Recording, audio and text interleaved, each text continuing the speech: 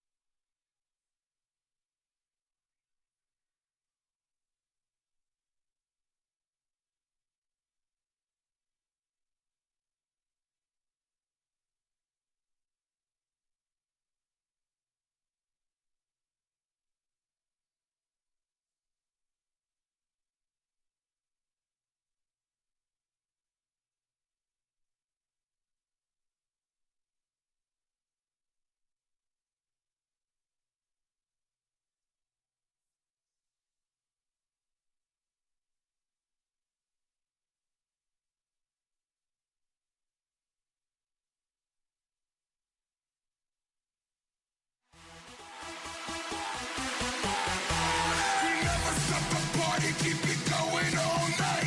We never stop the party, keep it going all night. We never stop the party, keep it going all night. And when we leave the party, tell me where the freaks at.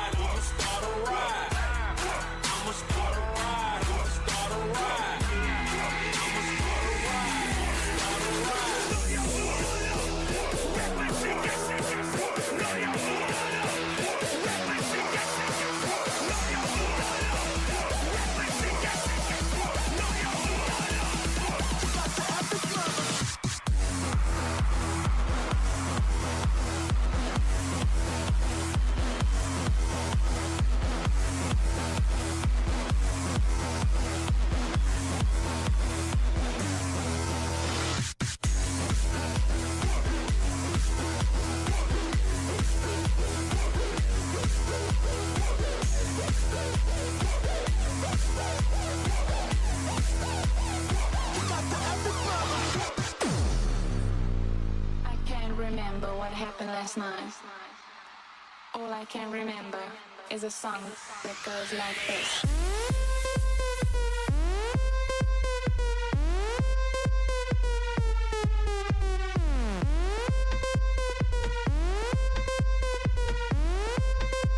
The song that goes like this.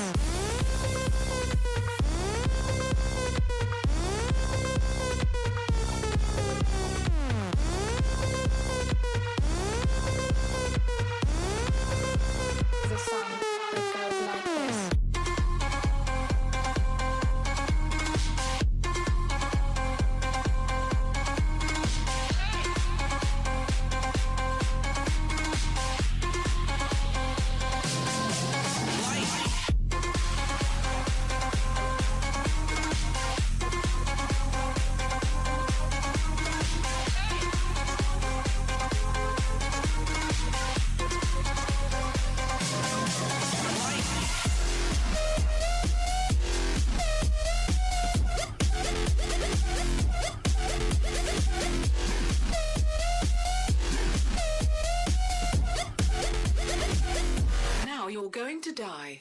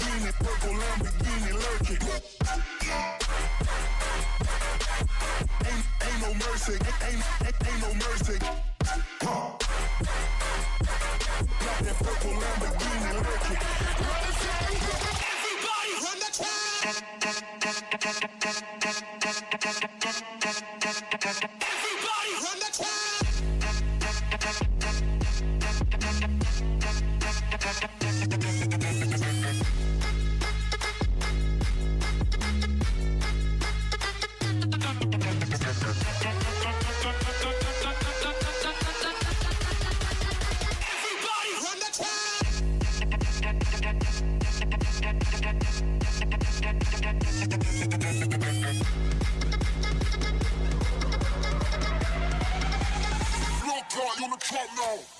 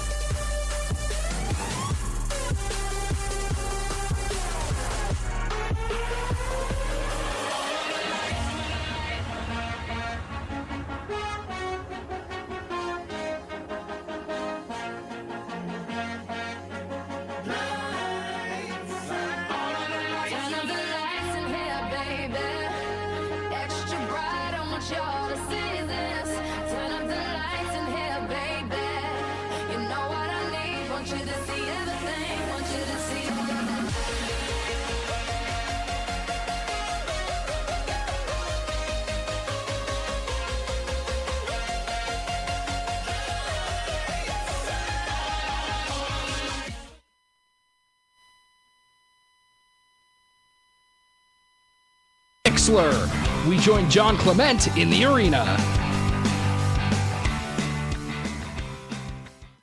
Hello and welcome in here live from the First Arena. My name's John Clement, along with my good friend George Stockberger. George, welcome back. It's good to be back, and it's good to be back after a very exciting win last night for the Elmira Enforcers. Talk about a huge win. The Enforcers were in need of some positivity after those 2 late goals, and they they didn't quite find it in overtime, although Stepan Timofeyev, whoo, did he come close. Had the goalie beat, could have gone over him, but the puck just seemed to dribble away. But then, in the shootout, after going down 2-0, George, that may have been the most exciting part. They were down 2-0. It's like, oh no, not again. Passingham comes up with 3 straight stops, and Tyler Jurich takes the Columbus netminder to school.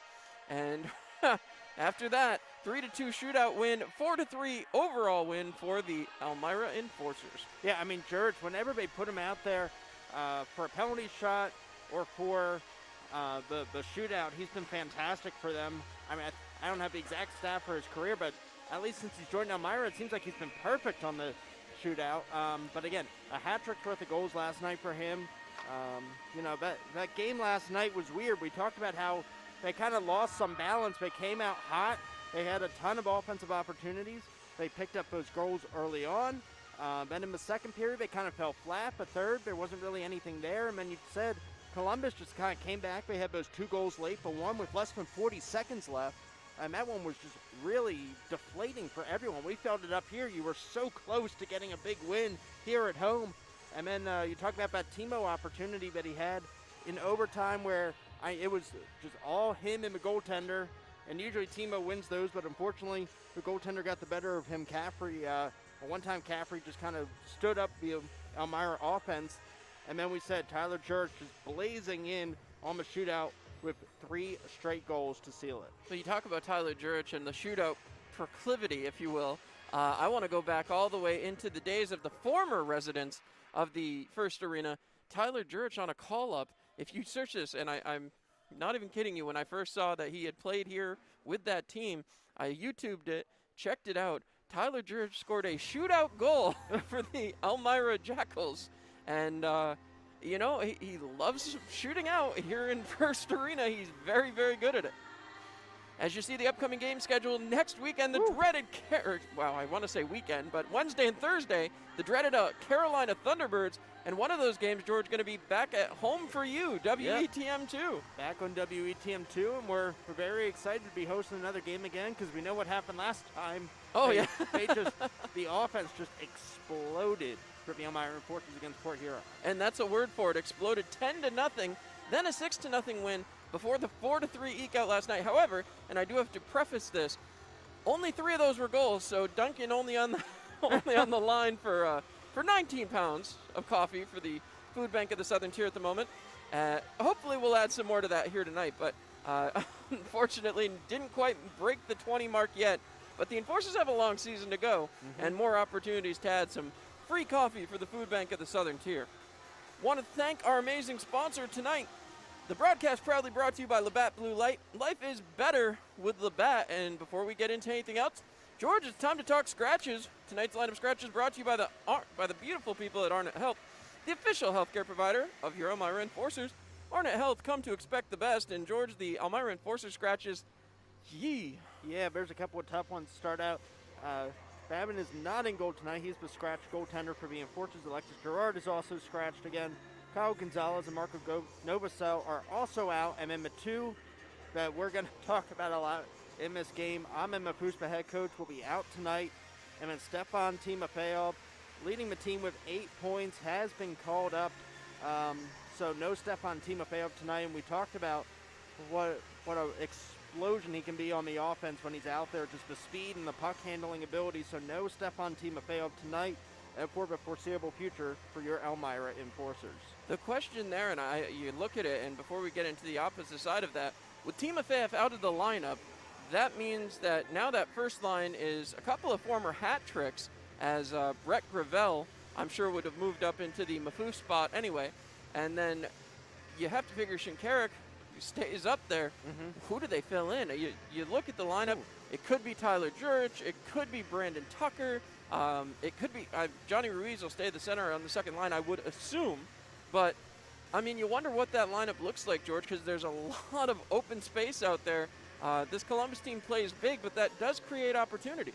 Yeah, I mean, we saw Tucker come up big last night.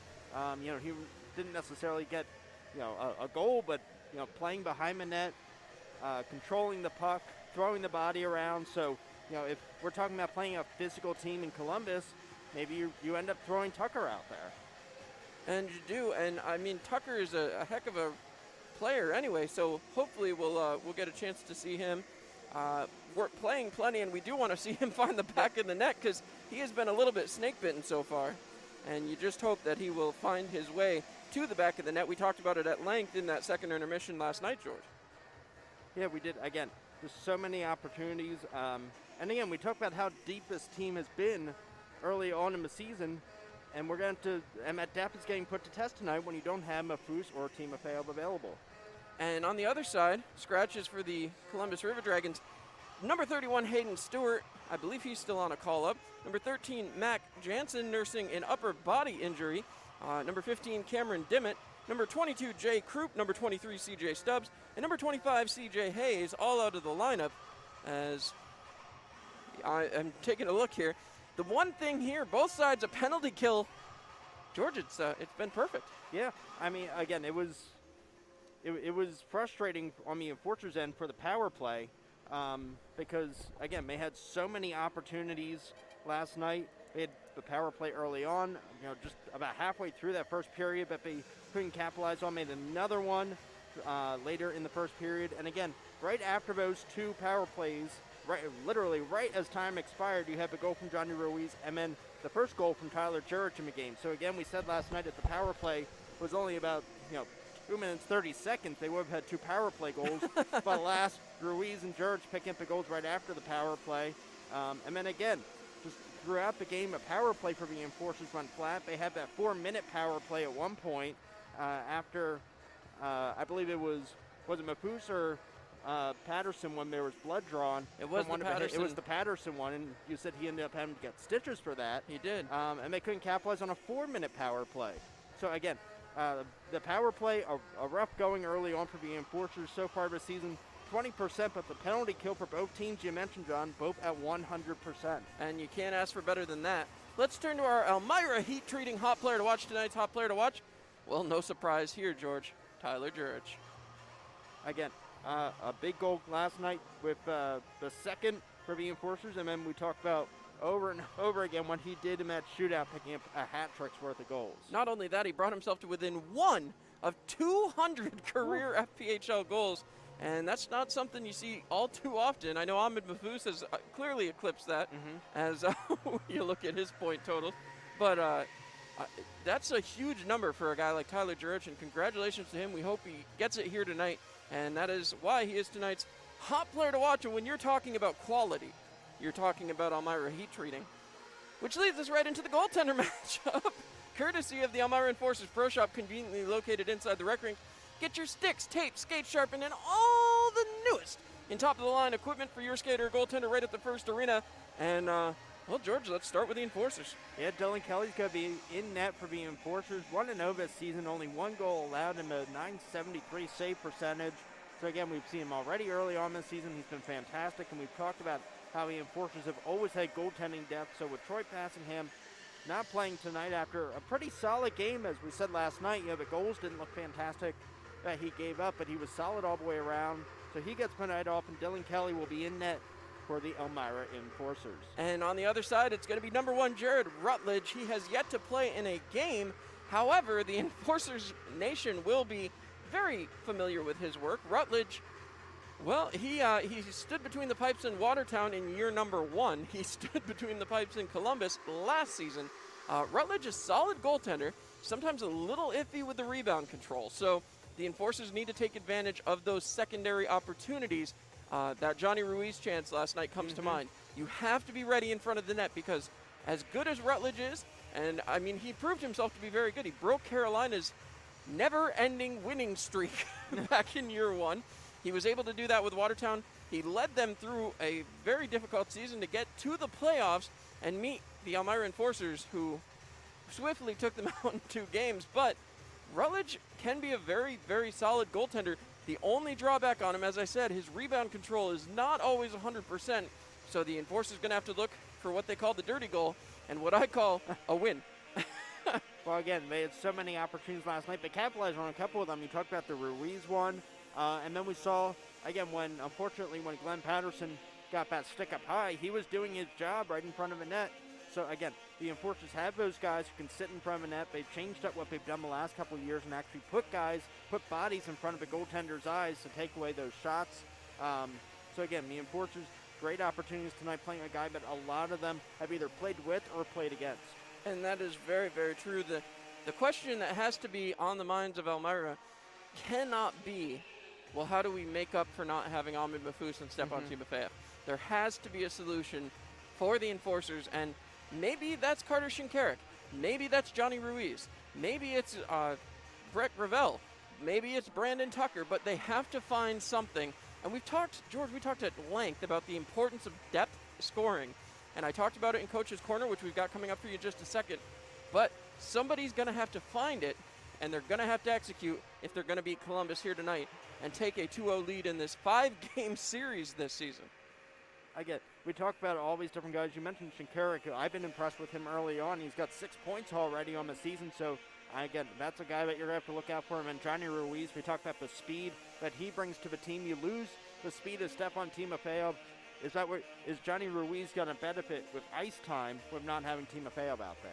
I mean, you would have to think so. And again, without Ahmed Mahfouz there to quarterback the power play is going to be looking for answers as well.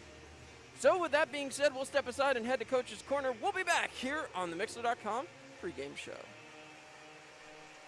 We're back down here for another edition of Coach's Corner with Coach Paul McLean. Mac, a long one last night, went into shootout after leading for most of the game.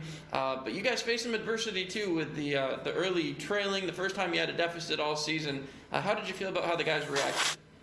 No, I thought the guys reacted pretty good to being down there and coming back, and basically the defensive zone's the biggest thing for us. If we continue playing defense for 60 minutes, I think we'll be fine.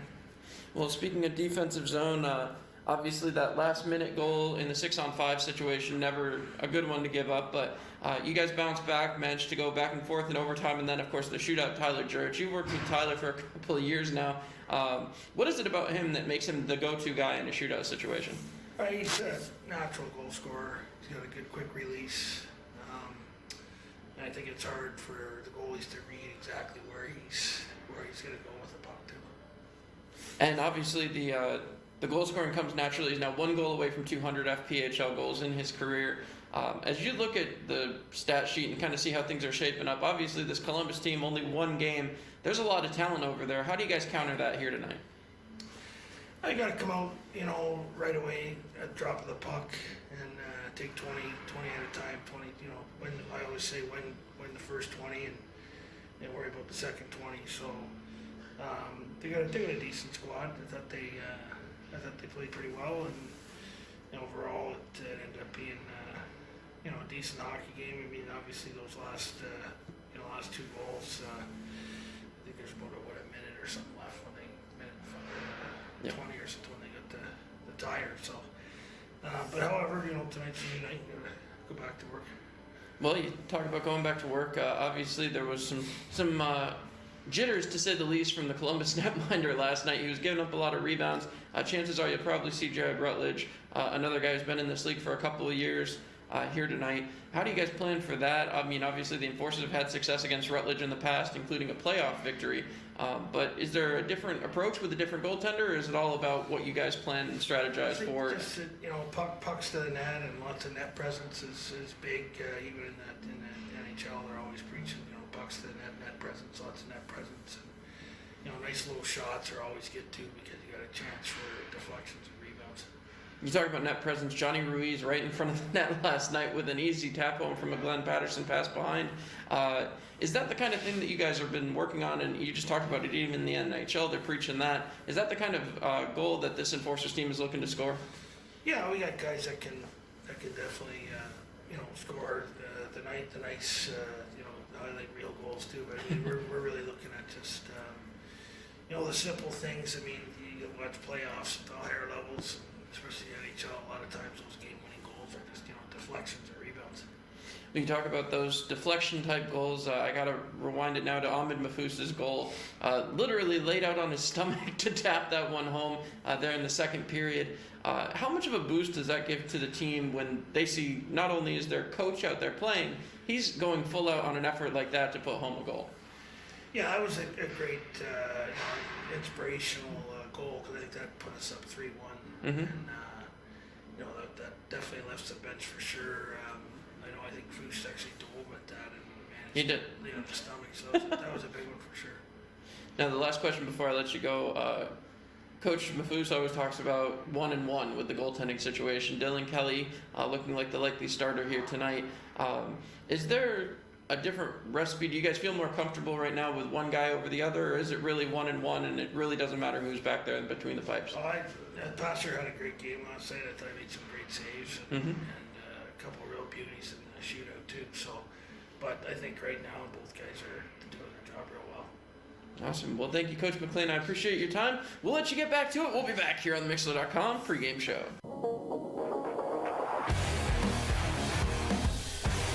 It's Elmira Enforcers Hockey. Now back to John inside of the arena. Well, George, as we always say, it's always an exciting day here at First Arena. As we were just on that short little recess there, one quick change to those lineup changes, as apparently Carson Vance will be taking a night off, and in will come Kyle Gonzalez. So Gonzalez, we've only seen the one time, the second game of the, well, it seems to be a trend, the second game of the series against Port Huron. Gonzalez had a lot of speed. He was a quick up player. However, he was a little bit quick to pinch, if you will, back on Saturday evening. So we'll have to see what his role will be. Unsure. Did not get an explanation why Vance is out of the lineup. Certainly hope it's no serious reason, but obviously we'll bring you all the information as soon as we have it. As I said, very last minute change. I just was handed that from the booth next to me. So, George, that obviously impacts the Enforcers another little bit there, as Carson Vance has been something special to watch these first few games. He has. Again, we've talked about what the Elmira defense is going to look like when you don't have Cameron Yarwood out there. And I'll tell you, Carson Vance has really stepped up for the defense, and at least you have Glenn Patterson in tonight, because we were afraid after what happened last night with the stick up high into his face. You weren't sure what was going to happen with that. So, like you said, we'll have to see what happens with Carson Vance. Well, and as I said, we'll have to see. Hopefully he's doing okay. You hope it's nothing physical. Of course, this morning, being a second day of a couple of game days, it was an optional morning skate. Not a ton of guys out at the morning skate, and honestly, through my years here in Elmira, that's pretty typical. So they don't love to skate on the second day of a back-to-back. I'll let you know that for sure. But that being said, this is going to be an interesting little evening here, as Elmira, they're going to be digging, but they got to find a way to do it with the depth scoring, as we already said, George, and they have the ability to do it. So we'll have to see. They got to come out strong. You know that. Yeah, and again, some of the guys are going to be providing that depth. We talked about Hussey or Mark Essery. Those guys have a lot of experience. So even if they're not the highest goal scorers, they don't have the offensive prowess of a Stefan Timofeyev or an Ahmed Mahfouz. Those guys know how to find the back of the net and know how to create plays. And we will be going dark in about 30 seconds. We got a great video someone came up with this morning and put it together for you for your viewing pleasure before this one takes off. So I hope you'll enjoy that. But also we'll have the starting lineups, the national anthem, and then, George, you and I get to have some fun for the next couple hours. Always love being in the booth here at First Arena, even though we're separated by a wall. And the best you've ever looked, John. Gee, thanks, George. Face for radio, right? And here we go. It's time to go dark. And ladies and gentlemen, I turn it over to the in-house announcing of Steve Ovens. Everybody make it bounce.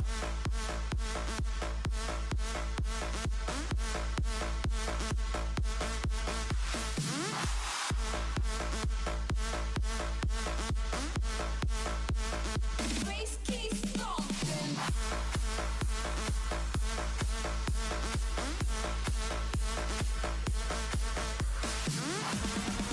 We are going dark in 10 seconds. Just bounce to this. Ladies and gentlemen, the Columbus River Dragons.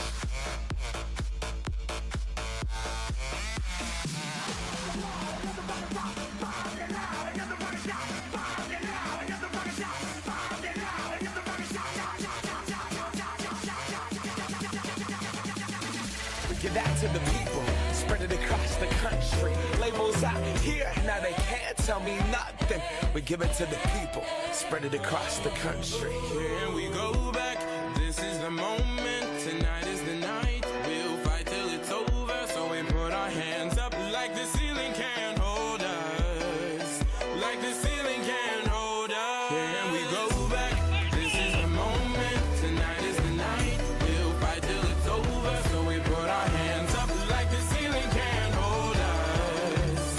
Like the ceiling can't hold us. Nah, can I kick it? Thank you, yeah. I'm so damn grateful. I grew up really wanna go fronts, but that's what you get when Wu-Tang raised you. Y'all can't stop me. Go hard like I got an 808 in my heartbeat. And I'm eating at the beat like it gave a little speed to a great white shark on shark. We raw. Time to go off, gone. Deuces goodbye. I got a world to see. And my girl, she wanna see Rome. Caesar make you a believer. Nah, I never ever did it for a throne. That validation comes from giving it back to the people. Now sing this song and it goes like, raise those hands. This is our party. We came here to live life like nobody was watching. I got my city right behind me. If I fall, they got me. Learn from that failure, gain humility, and then we keep marching. And we go back, this is the moment, tonight is the night. We'll fight till it's over.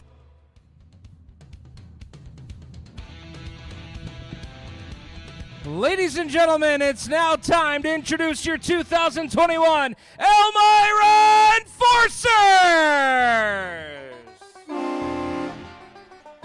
Number 4, Mark Essery. Number 7, Gino Mini. Number 9, Johnny Ruiz. Number 10, Kyler Matthews. Number 13, Brett Gravel. Number 14, Carter Shinkarak. Your hot player to watch, number 22, Tyler Jurich. Number 23, Kyle Gonzalez. Number 24, JT Walters. Number 27, Everett Thompson. Number 55, Bryce Martin. Number 77, Brandon Tucker. Number 81, Blake Peavy.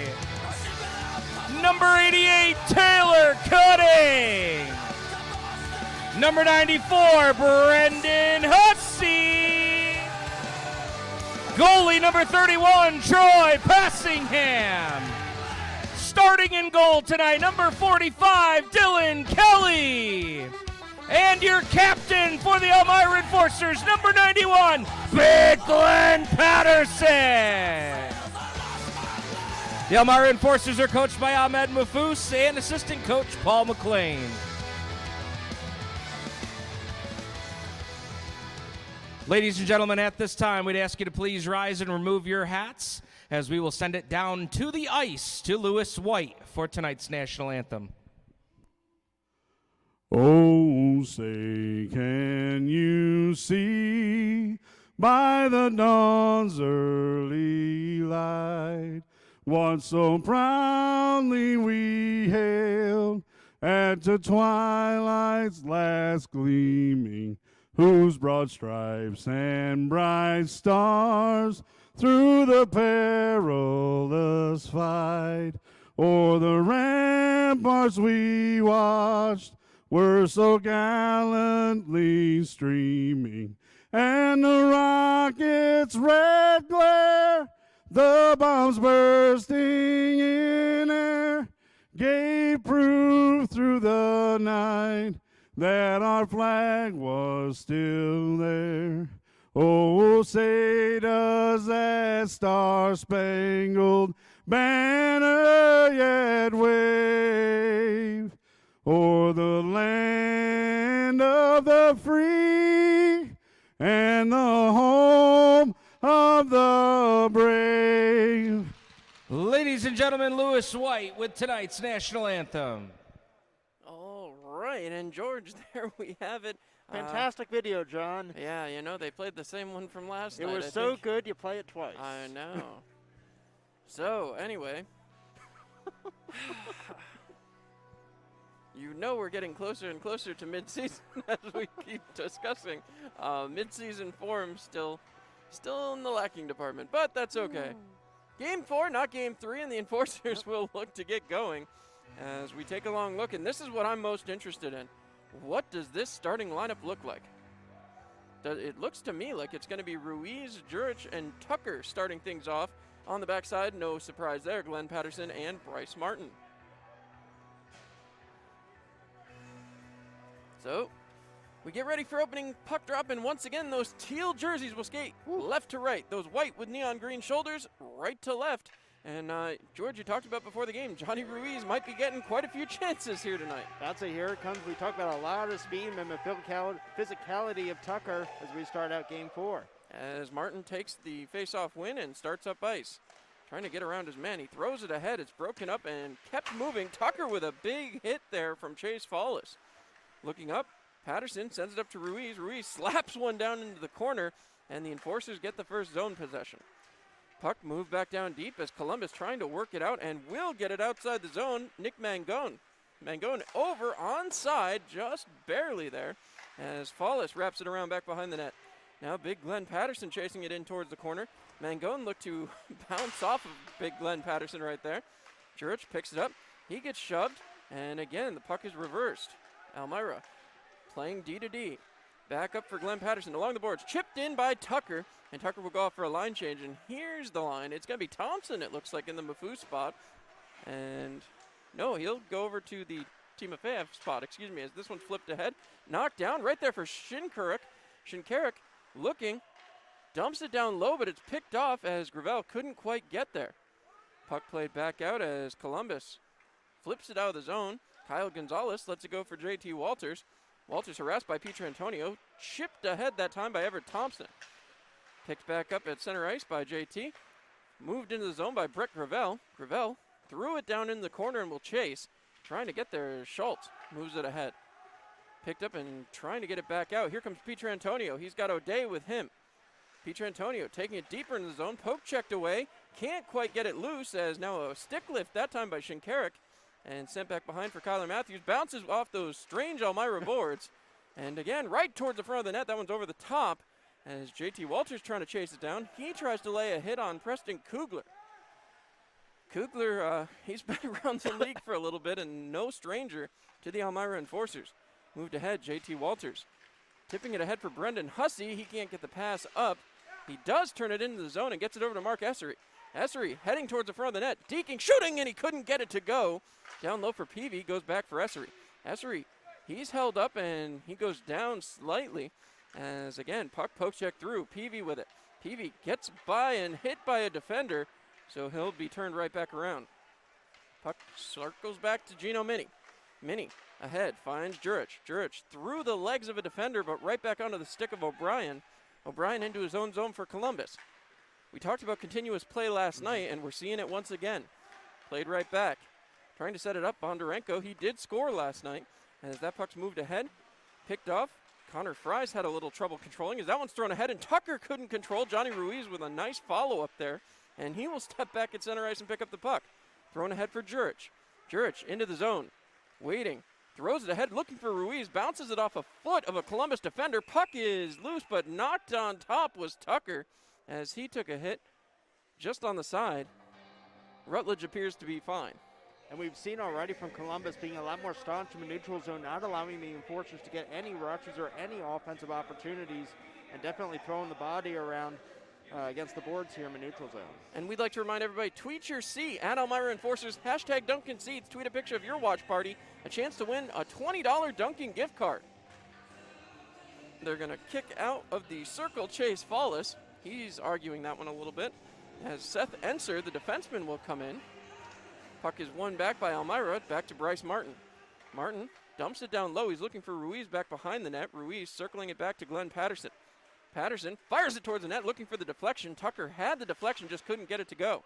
That puck flipped up and all the way down. Dylan Kelly staying staunch in his net. And now staunch is in my brain, George. You're going to have me saying that all night. 16:41 to go here in period number 1. Unlike last night, the lone shot on goal so far belonging to Elmira. So a little bit of upside on this weird, strange, crazy Wednesday in the FPHL. Ruiz and Fallis. Ruiz wins that one back right to Glenn Patterson. He lets it go. Jurich Wine fires, deflected, and the puck was loose again. Ruiz couldn't get the rebound. This will go all the way down. Mangone going to get beaten out, and that will be icing again. Bryce Martin goes and touches up. And that'll give the Enforcers an opportunity to get a line change. Shinkarik out there with Thompson, Gravel. On the backside, it's going to be Walters and Gonzalez. As I said, Gonzalez we've only seen in that one game so far. River Dragons trying to get one get one over on the officials here, I believe. As Peter Antonio having a conversation. Not unusual, as once again the puck is down low, chasing after it. That puck thrown with a hand, and the referee looked like he might call a hand pass there despite it being in the defensive zone. Mangone has the puck taken away from him. Gonzalez will set up. Gonzalez back behind his net as the Peter Antonio line heads out. Scooped up by Shinkarik. Shinkarik gets by O'Day with relative ease, throws it towards the net, and an easy glove save for Rutledge. Shinkarik getting shoved there by Schultz.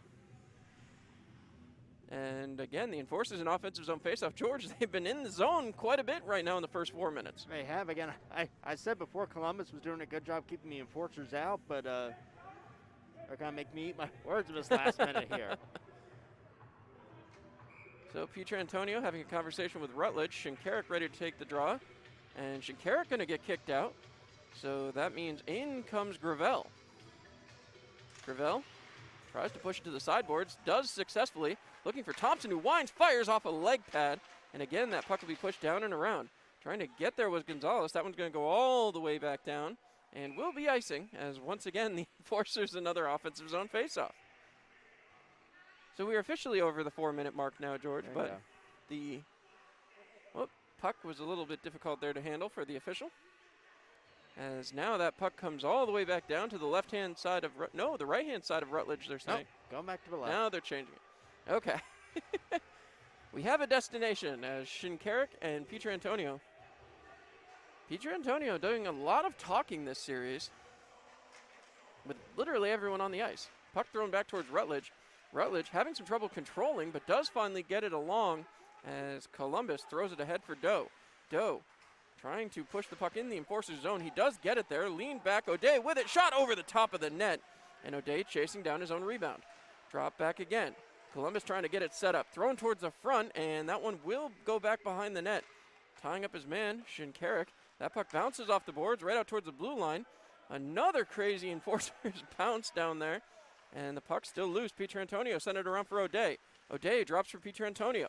Peter Antonio back out to the top. Looking, winding, firing, and it goes just wide. Columbus with a couple of opportunities now as it's scooped up by Everett Thompson. Thompson will head back towards the offensive zone. Trying to get around Howie, does. Takes the puck back behind the net, throws it towards the front, and an excellent stop. Rutledge did not overcommit, otherwise that was in the back of the net. Keeping it, Gino Mini using that large stick to his advantage.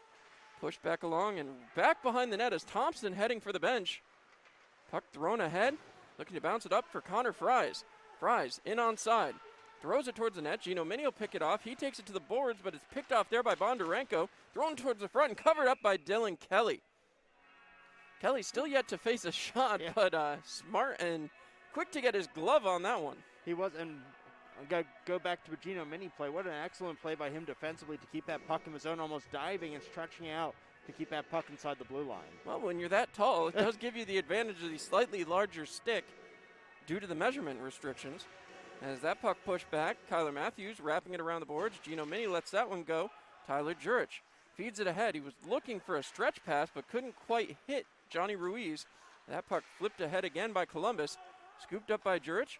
Jurich sends it back behind the net now. Gino Mini taking his time. Passes along for Kyler Matthews. Matthews up the boards looking for Tucker. Ruiz couldn't settle it down, and Bondarenko going to get it.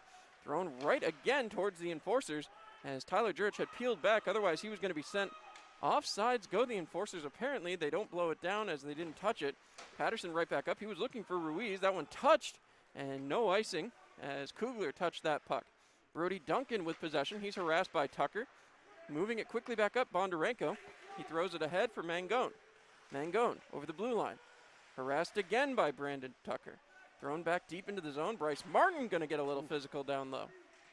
Martin trying to throw it along. Couldn't get it through the skates of Bondarenko. Bondarenko down along the far side boards. Throws a shot, and it's deflected off of Glenn Patterson and just narrowly missed the net. Tucker takes a rough ride from Preston Kugler, and that's going to be a penalty as the Elmira Enforcers will go to the power play off of the cross check. And ladies and gentlemen, that power play presented to you by the law offices of Kevin P. Flynn, who reminds you that court is serious business. Power play has not been a friend to the Elmira Enforcers so far. Hoping to change that here in the next 2 minutes. Yeah, again, we talked they were 0 for 4, 0 for 5 last night, and only 20% on this early season. So the big night on the power play came back in game number 1. They got to find a way to get it going here, though. 13:33 to go in a 0-0 period number 1 as that puck's won back. Jurich throws it across, but just didn't get the angle he wanted on that one, as that puck will be scooped up by Gravel. Mafouz barking orders on the bench, and you can hear him from way up here in the booth. As coming out the other way, here comes Shinkarik. Shinkarik fires it across. Gravel touched, but the linesman kept it out. Played back by Shinkarik. Enforcers have already killed almost 25 seconds of this. As once again, Ruiz looking ahead, firing it down in the zone, and now dump and chase method applied here. Chasing after it was Patterson. He couldn't quite stop it. It is moved down, and now Jurich picks up. Jurich behind the net. Poke checked away from him, but he keeps possession. Jurich drop pass there for Gravel. Gravel back towards Jurich, but Jurich turned around a little late. So 50 seconds already killed as that puck comes back to Shinkarik. Shinkarik circling back behind his own net. Takes a long look. Decides better of it, takes it himself. Flips it ahead, and here goes the dump and chase again. Shinkarik trying to beat out Howie. Howie going to get there. He wraps it around and bounces it off the side of his own net. This puck will flutter all the way back down. And Dylan Kelly going to leave his net to play, and the Enforcers will get a line change.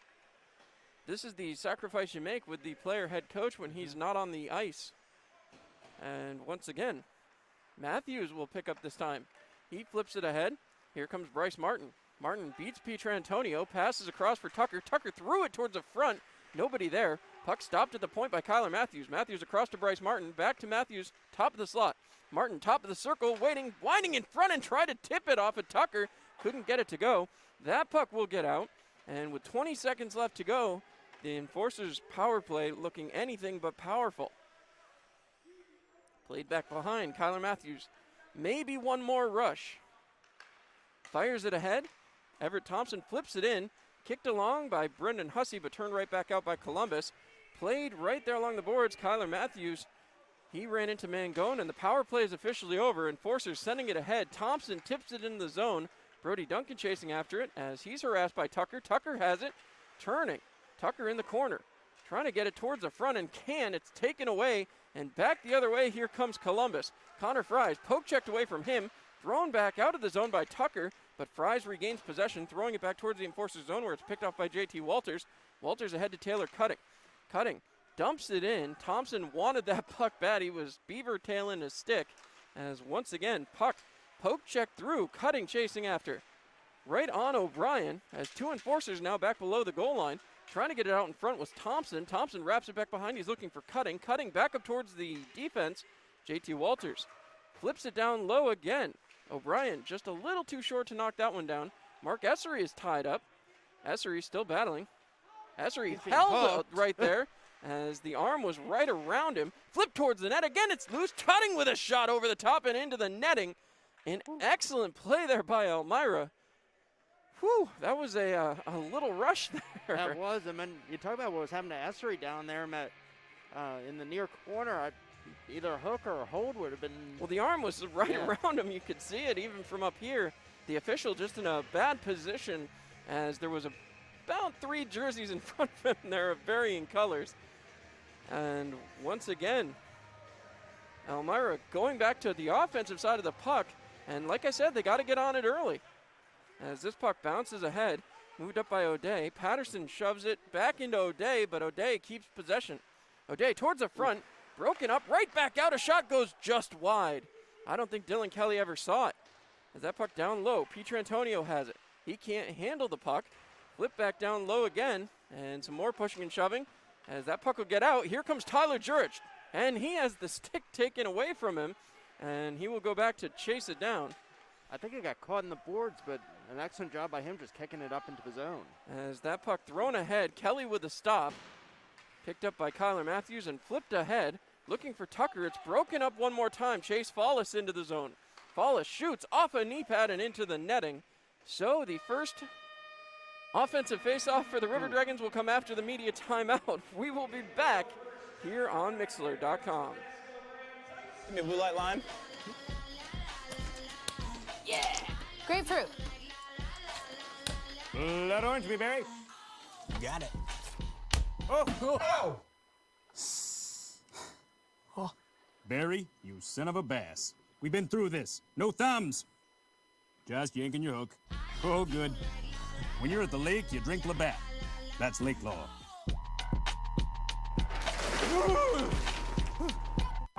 So, what brings you and Greg to marriage counseling today? Jake from State Farm. My husband calls him all the time. 2, 3 in the morning, it doesn't matter. I see. Greg, is this true? Yeah, Jake saves us tons on our insurance, no matter what time it is. He's always there. Mm-hmm. And how much did he save you? Hundreds. Listen, can I call this Jake from State Farm? You've got to be kidding me. State Farm is there for you anytime, anywhere. Call 1-800-STATE-FARM or click today. Get to a better state. State Farm.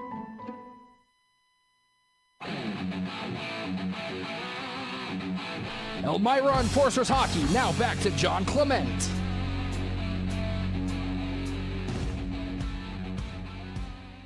All right, and there you have it as media timeout comes to an end. 9:41 to go here in the period.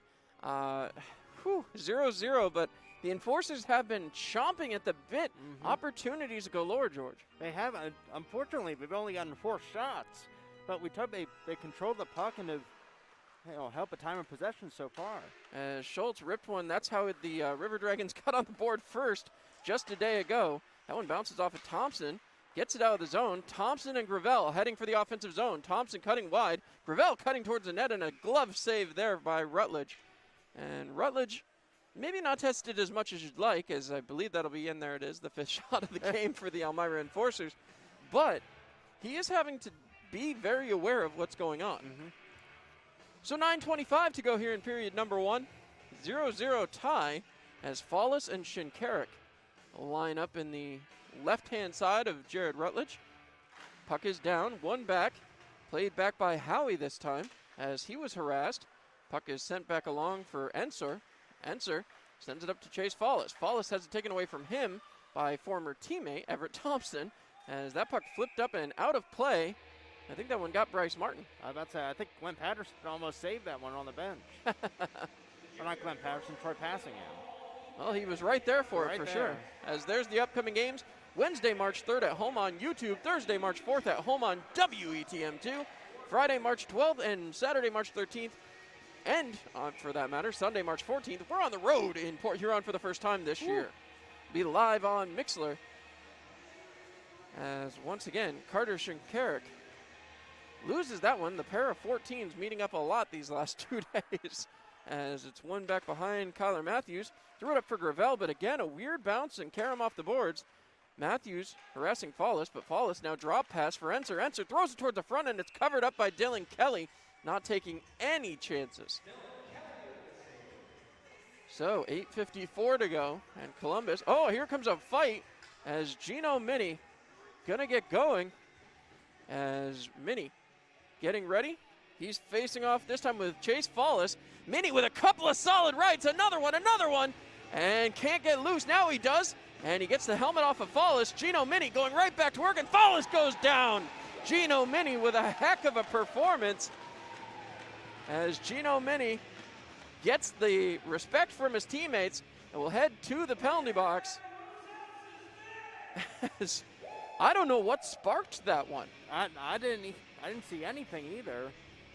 Gino Mini, I saw Chase Follis's gloves and stick were down, and then Gino Mini's followed there shortly thereafter.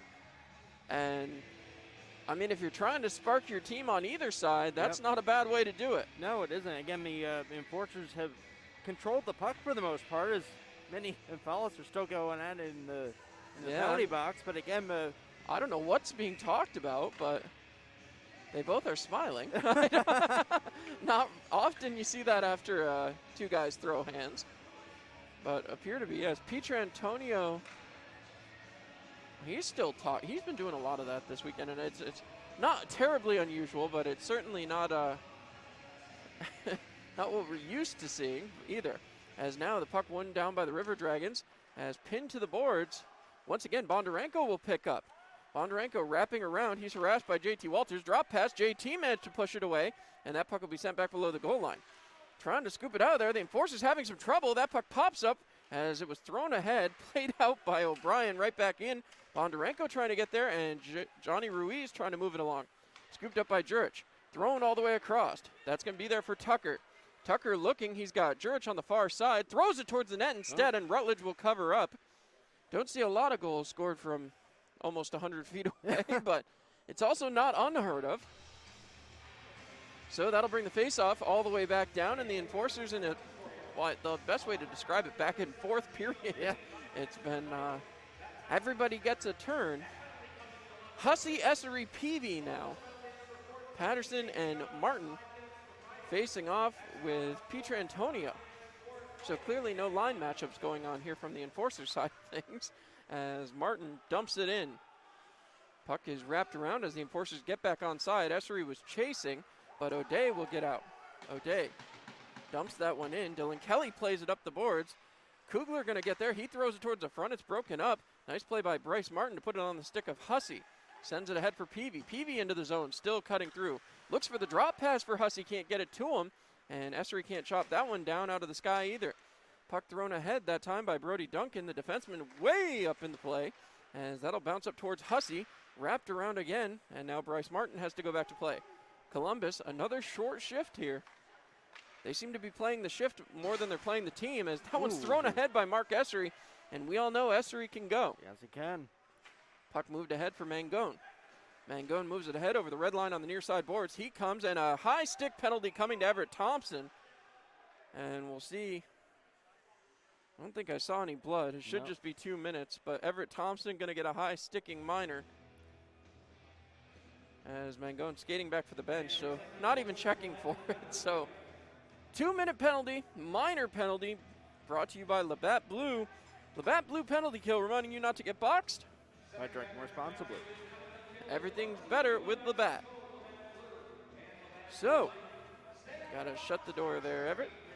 As the Enforcers get the door shut. 5-on-4 hockey, and this is an important one.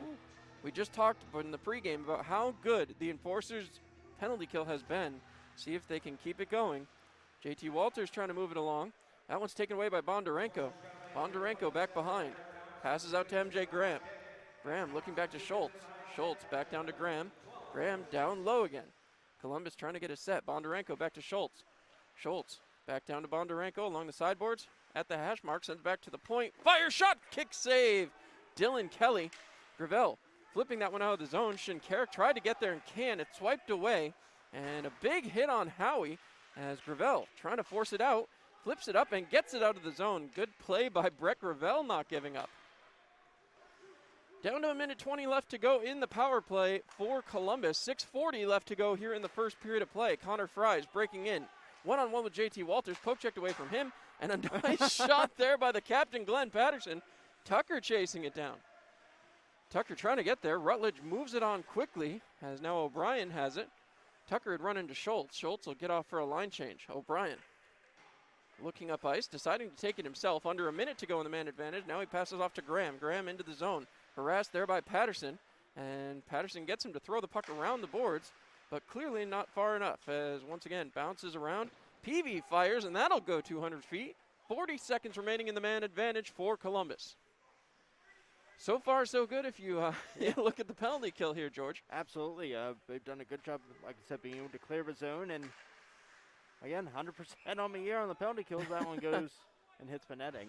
So that one went off White, as you heard the official say. So that puck will stay right there in the neutral zone. Pietrantonio trying to direct traffic. 27 seconds remains in the advantage as Everett Thompson looking. He's being told if it's there, go. If it's in the offensive zone, to come to the bench. Ahmed Mahfouz not very discreet over there, as once again, Zemlicka passes it across. Puck is moved back across by Columbus, right back to Zemlicka. Zemlicka over the red line on the far side of the boards, taken away from him, pushed back through the neutral zone, and again back on the stick of Columbus. Moving along this time, Doe passes back to his defense. O'Brien working it ahead, down to 3 seconds to go. Poke check back through. The penalty is over. Thompson is going as it's back. O'Brien has it. Moves it down low again. O'Day back to the point for O'Brien. Fires through and goes just wide. Scooped up here by Bryce Martin. Thrown up the boards. Deflected towards the blue line. Chopped again. Right towards the front. Broken up. Another selfless play by Kyler Matthews. Love seeing that from your defense. Puck down low. Pietrantonio pinned to the boards. Bryce Martin working him hard over. Wow, what was that one on Thompson? As once again, back around, thrown out. Shinkarik will dump it all the way down. That will go for icing. And Bryce Martin right over to have a conversation with the official. He was not pleased about something that transpired down low. 4 minutes, 51 seconds left to go in period number 1. It's a 0-0 tie. Shots on goal, even at 6. Both sides have had the opportunity on the man advantage. So, now they're letting changes occur. I'm not sure what this is. I'm about to say, no, the enforcers made a change and now they're catching a couple of, I think a couple of the guys they were able to sneak on. Well, it looks like it. Shinkarik ready to take the draw. He ties this one up in the circle, picked off and thrown out of the zone. So now Elmira will get the line change they were looking for. As quickly back out.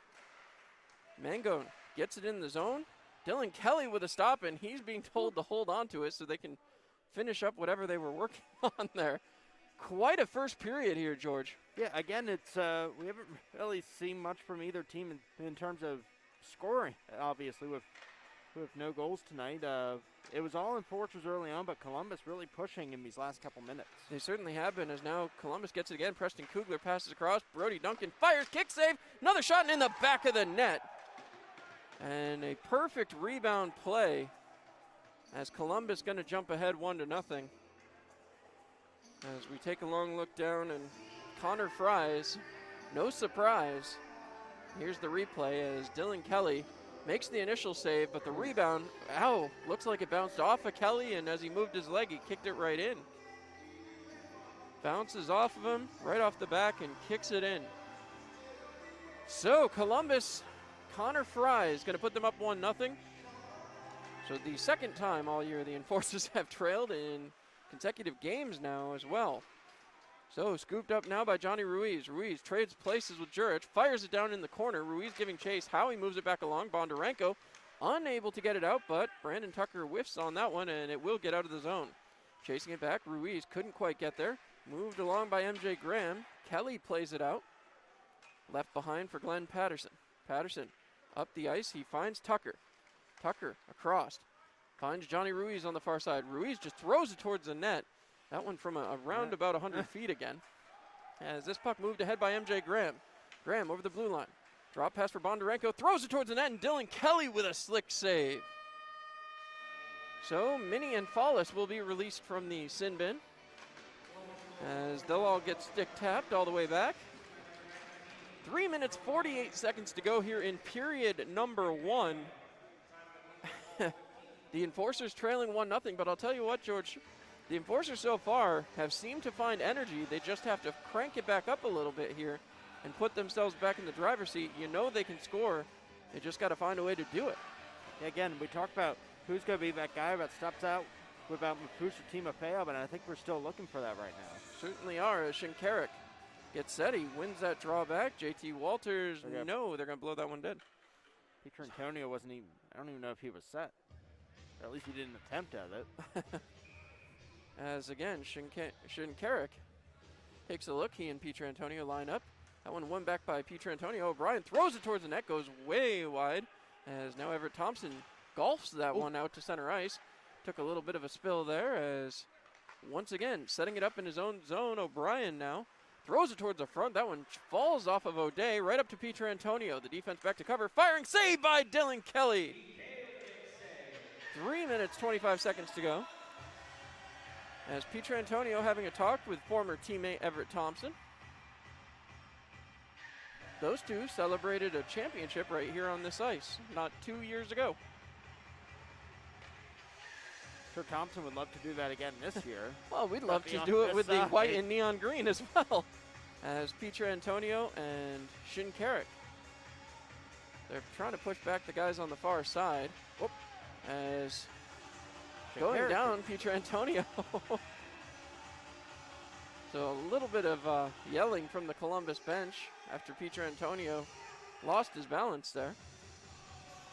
There's no one really responding to them either. I think it's all pretty one-sided right now. Yeah, the official saying, let's go. As the puck is down, scooped up by Kyler Matthews over to JT Walters and ahead to Gravel on the near side. Gravel throws it through center ice. Thompson will tip that one forward. Going back to play, Rutledge tosses to O'Brien. O'Brien looking up ice.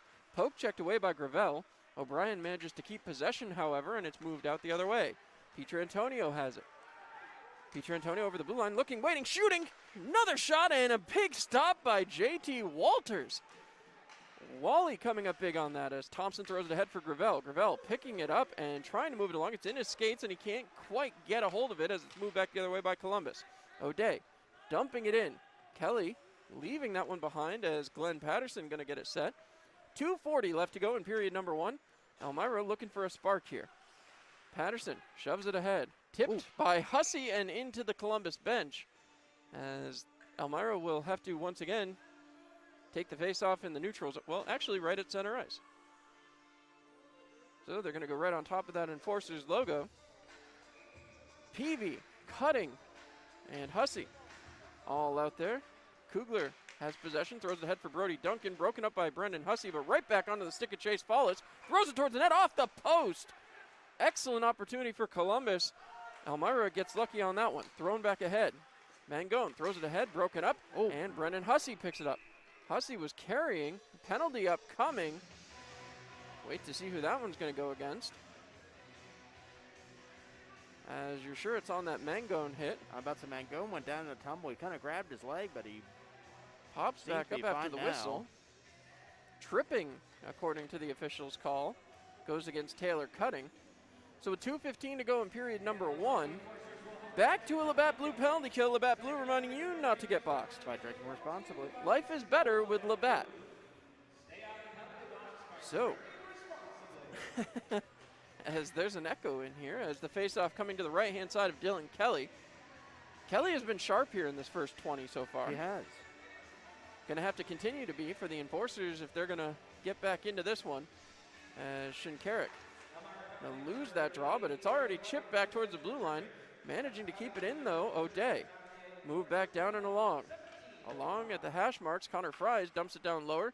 Puck gets loose, scooped up by Glenn Patterson. Patterson up the boards and not quite out. Thrown back down again. MJ Graham has it behind the net. Takes a long look, finds O'Brien up at the point. O'Brien back down for Graham. Graham back down below the goal line now. As Bondarenko takes it up to the hash marks, turns, fires, and a save by Kelly. So the first 31 seconds successful for Elmira. Now being outshot 11-6. We do want to remind you, tweet your seat, show us your watch party at Elmira Enforcers. Hashtag Duncan Seats, a chance to win a $20 gift card to Duncan. So puck is down, back to O'Brien. O'Brien passes across, O'Day has it now. Harassed by Gravel. Puck picked up by Glenn Patterson and thrown back towards the blue line, but again not out. Picked up by JT Walters. Thrown along, he was looking for Patterson. That's going to take a carom off the board. Scooped up by JT Walters, flipped ahead, and now moved out by Brett Gravel. Gravel trying to get around O'Brien. Throws it towards the net, deflects, and Rutledge has a bit of trouble with that one. We've been looking for that on, unfortunately it comes on the penalty kill for Elmira. As Connor Fries with possession up the near side boards, breaks over the blue line. Pushed around, Gino Mini battling for it, and it's thrown back out of the zone. Schultz passes across. Peavy pressuring Schultz back in his own zone. How is that not too many men on the ice? As there was about 3 guys all standing on the ice in teal jerseys, but The Enforcers once again continuing to have to kill. Schultz has it, wins, fires, blocker save there by Dylan Kelly. Puck is wrapped back around. Bondarenko with it. Bondarenko throwing it back towards the point, takes a crazy bounce again as that one goes down in the corner. Gino Mini, his first shift since his altercation. As they're down to the last 20 seconds of the penalty kill, right back towards the front, broken up, and Mini chasing after it. Mini trying to get some space as Bondarenko was right on top of him. Thrown back behind Bryce Martin, gonna get there. Martin up the boards and down and towards Tucker. Tucker throwing it ahead for Peavy. Peavy and Tucker in on sides. Peavy around the defenseman, in towards the front, shoves it towards the net and can't get it to go. Down to the last 15 seconds, and that will do it for the power play. Push back through, Mangone in on side, cutting, harassing, as that one's flipped back up towards the point. Howie has it, wine, fire, saved by Kelly with 4.9 seconds to go. An excellent opportunity. I would love to see the goal cam. You can't tell me that wasn't close. No, that was a great opportunity. And then you're talking about Cutting coming out of the box and just flying in and breaking up that play. Smart play by Cutting. You can't touch him until you're fully out of the box. So he came out, got his feet down, and shoved his stick towards the puck. Just brilliant play by the big man. As with 4.9 seconds to go, Columbus lined up in the offensive zone. Pietrangelo will win that one back. Pushed ahead by Elmira, though, and that'll do it for period number 1. At the end of 1, Elmira being outshot 14-8, but only a 1-0 deficit. Columbus came out, they came out strong, and Connor Fries managed to find the back of the net. Certainly not the way Elmira wanted to end the period. However, they are still very much in this game, and they've had some offensive opportunities that are going to make you think. They have, and it'll be interesting to see what Mafus does coming out into a second period. Does he change up some of the lines? Yeah, it'd be interesting to hear what he says in the locker room to try and wake a couple of these guys up, because again, they've controlled the puck for most of the period, but they just weren't able, to first get a lot of shots on net for almost being outshot 2-1 by Columbus right now. So again, you got to find something when you don't have Mafus and Timofeyev out there. Well, add into that, they've had a couple power play opportunities as well. So Pietrangelo still holding court with the official down here right by the near side boards. And Patterson going to stick around till Pietrangelo gets off the ice. You see him circling. He looks done, but he wants to make sure that things get going. Ladies and gentlemen, a reminder to please be careful when exiting your seats, as you never know what obstructions may come. Children's toys, pets, loved ones, little children, please don't hurt yourself as you get up and leave your seat. We're going to go to the first intermission here on Mixler.com. Keep it tuned. We'll be back in a little bit here on Mixler.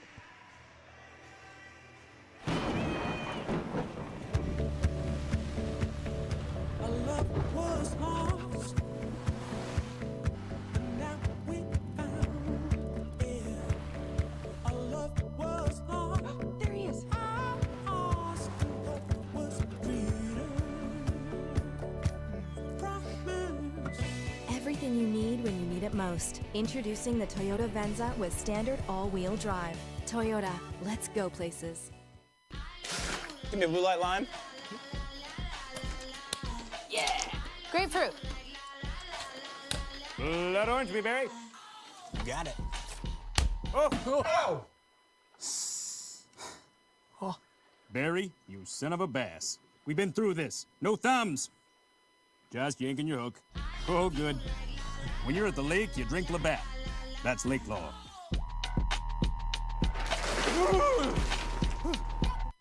So, what brings you and Greg to marriage counseling today? Jake from State Farm. My husband calls him all the time. 2, 3 in the morning, it doesn't matter. I see. Greg, is this true? Yeah, Jake saves us tons on our insurance. No matter what time it is, he's always there. Mm-hmm. And how much did he save you? Hundreds. Listen, can I call this Jake from State Farm? You've got to be kidding me. State Farm is there for you anytime, anywhere. Call 1-800-STATE-FARM or click today. Get to a better state. State Farm. Another period in the books down here with Trevor Babin. Trevor, been an interesting start to the season. Obviously, a lot of games in a very little time. You guys are seemingly gelling pretty well. I know the goaltending trio this year, a little bit different. You guys getting in a lot of work and everybody pushing each other. What's the situation been like with a couple of goalies like Kelly and Passingham right there with you? It's still been great. It's been actually a big motivation for me to just work harder. Other than that, they're good people, and being in the locker room with them and even just watching them play, it's inspirational, and you learn a lot from it. So definitely to be friends with them in the same locker room and in general is just a blessing, and I'm just excited to be here and just hopefully get some games in. Well, they talk a lot about goaltending trios, tandems, working together, especially with the scouting reports. And with a team like Columbus, I'm sure that's very important coming in here. Went all the way to a shootout last night. Obviously going to be another competitive game tonight. What do you guys do to get ready for a game? Same thing as every game. We got to go into it coming in with that swag that we're going to win, and just got to play hard and show that we're the better team. Well, speaking of that, you guys came out on top last night. Shootout has to be an interesting situation. I want to get your perspective as a netminder yourself. How does that alter? I mean, they always call it the skills competition in the NHL and all of that. How much of that plays into the mind of a goaltender? And what do you guys really do to prepare for a situation like that? Nothing really goes through your mind except, like, just stop the puck, that's all. That's really it. I mean, it's a one-on-one, so, like, what else do you think? Just to stop the puck. You're not thinking like this dude's gonna dangle me or this guy's gonna do something to totally make a fool out of myself. And if he does, well, he must be good. But other than that, I'm sure through Pat's mind, DK's mind, my mind, we're all thinking just stop the puck and do our job. Well, speaking of that, it seems to be a team built on defense first. When you guys come out and have that kind of support, especially from the back six, even a lot of forwards dropping back this year, which is a little different for Enforcers fans. They used to a lot of offensive attack, but when you guys have that kind of support, how much does that help you guys out on the defensive side of the puck? It helps a lot. Our D zone, from our goalies to offense, is pretty good. No doubt, we just try to take care of the D zone first and make sure we're a defensive team first. Coach Foos always preaches that, so we try to definitely do that in practices and make sure it happens in a game. So we definitely try to take care of the D side first of things and make sure we're a strong team, and then the goals start coming. Well, last question before I let you go. You just talked about it before we went on the air here. A little hard with the three goalie situation, but there's a lot of games in a short amount of time. So how much of that is important for you to stay sharp, to stay ready, knowing that your number can be called literally the morning of a game? I just got to come to the rink every single morning prepared. I was living with Coach, and even being with Dad, going to the rink with him first, and that was a big motivation in itself, just being here, being one of the first guys here, and being able to do that still, and then just staying prepared, staying focused, knowing that my number can be called anytime. I'm just waiting for the opportunity, and with those opportunities, you got to capitalize on it. I'm sure they're coming, and I want to thank you for taking time out of your day. We'll be back here on the Mixler.com Intermission Report. New Extra Charge Hot and Iced Coffee from Dunkin' is made with 20% extra caffeine from green coffee extract, because we could all use a little extra this year. Whether that's an extra boost, some extra boldness, or the drive to go the extra mile, we're extra ready for whatever comes our way and extra excited to take it on. Let's get it done with new Extra Charge Hot or Iced Coffee from Dunkin' with 20% extra caffeine. And pair it with snackable stuffed bagel minis for an added all-day boost. Order ahead on the Dunkin' app. America runs on Dunkin'. Price and participation may vary. Limited time offer. Hi, this is Marian Decker, and at the Decker Agency, we've got over 34 years experience in helping our clients get the best insurance coverage possible. We're local and we're trusted. We've built our business on the idea that customers should be treated like family. At the Decker Agency, we offer free quotes and consultations. Our clients can build their coverages to best suit their needs and budget. Please stop into our office at 416 East 14th Street in Elmira Heights, or call us at 607-734-1100 to schedule your free consultation today. And like the Marian M. Decker Agency LLC on Facebook, at the Decker Agency, we help you protect what matters most. It's another day in the Twin Tiers. And for most of us, it's just another day on the job. Taking care of our neighbors, helping out our coworkers, and making our community a better place for all of us. When you love what you do and really care about the people you serve, you do it well.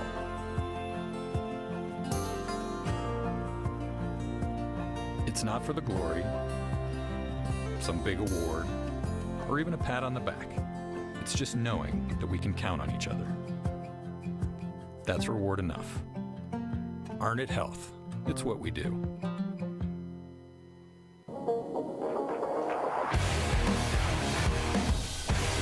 It's Elmira Enforcers Hockey. Now back to John inside of the arena. That's right. Hello and welcome back in here inside First Arena. Me and George Stockberger.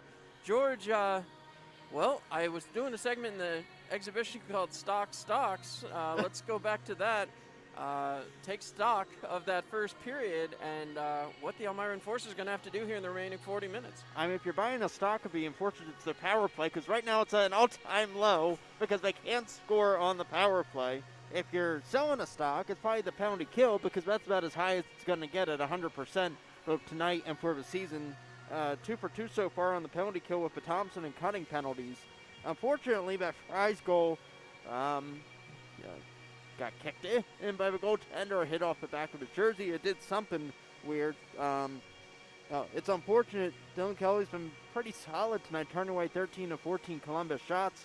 For the Enforcers offense, I mean, it's been completely absent for the most part. Again, they controlled the puck for the most part in the first half of the period, but after that, it just kind of disappeared, and Columbus really had all the offensive opportunities. Well, a lot of that has to go back to the, as you just mentioned, the penalty kill, which has had to be very, very busy here, George.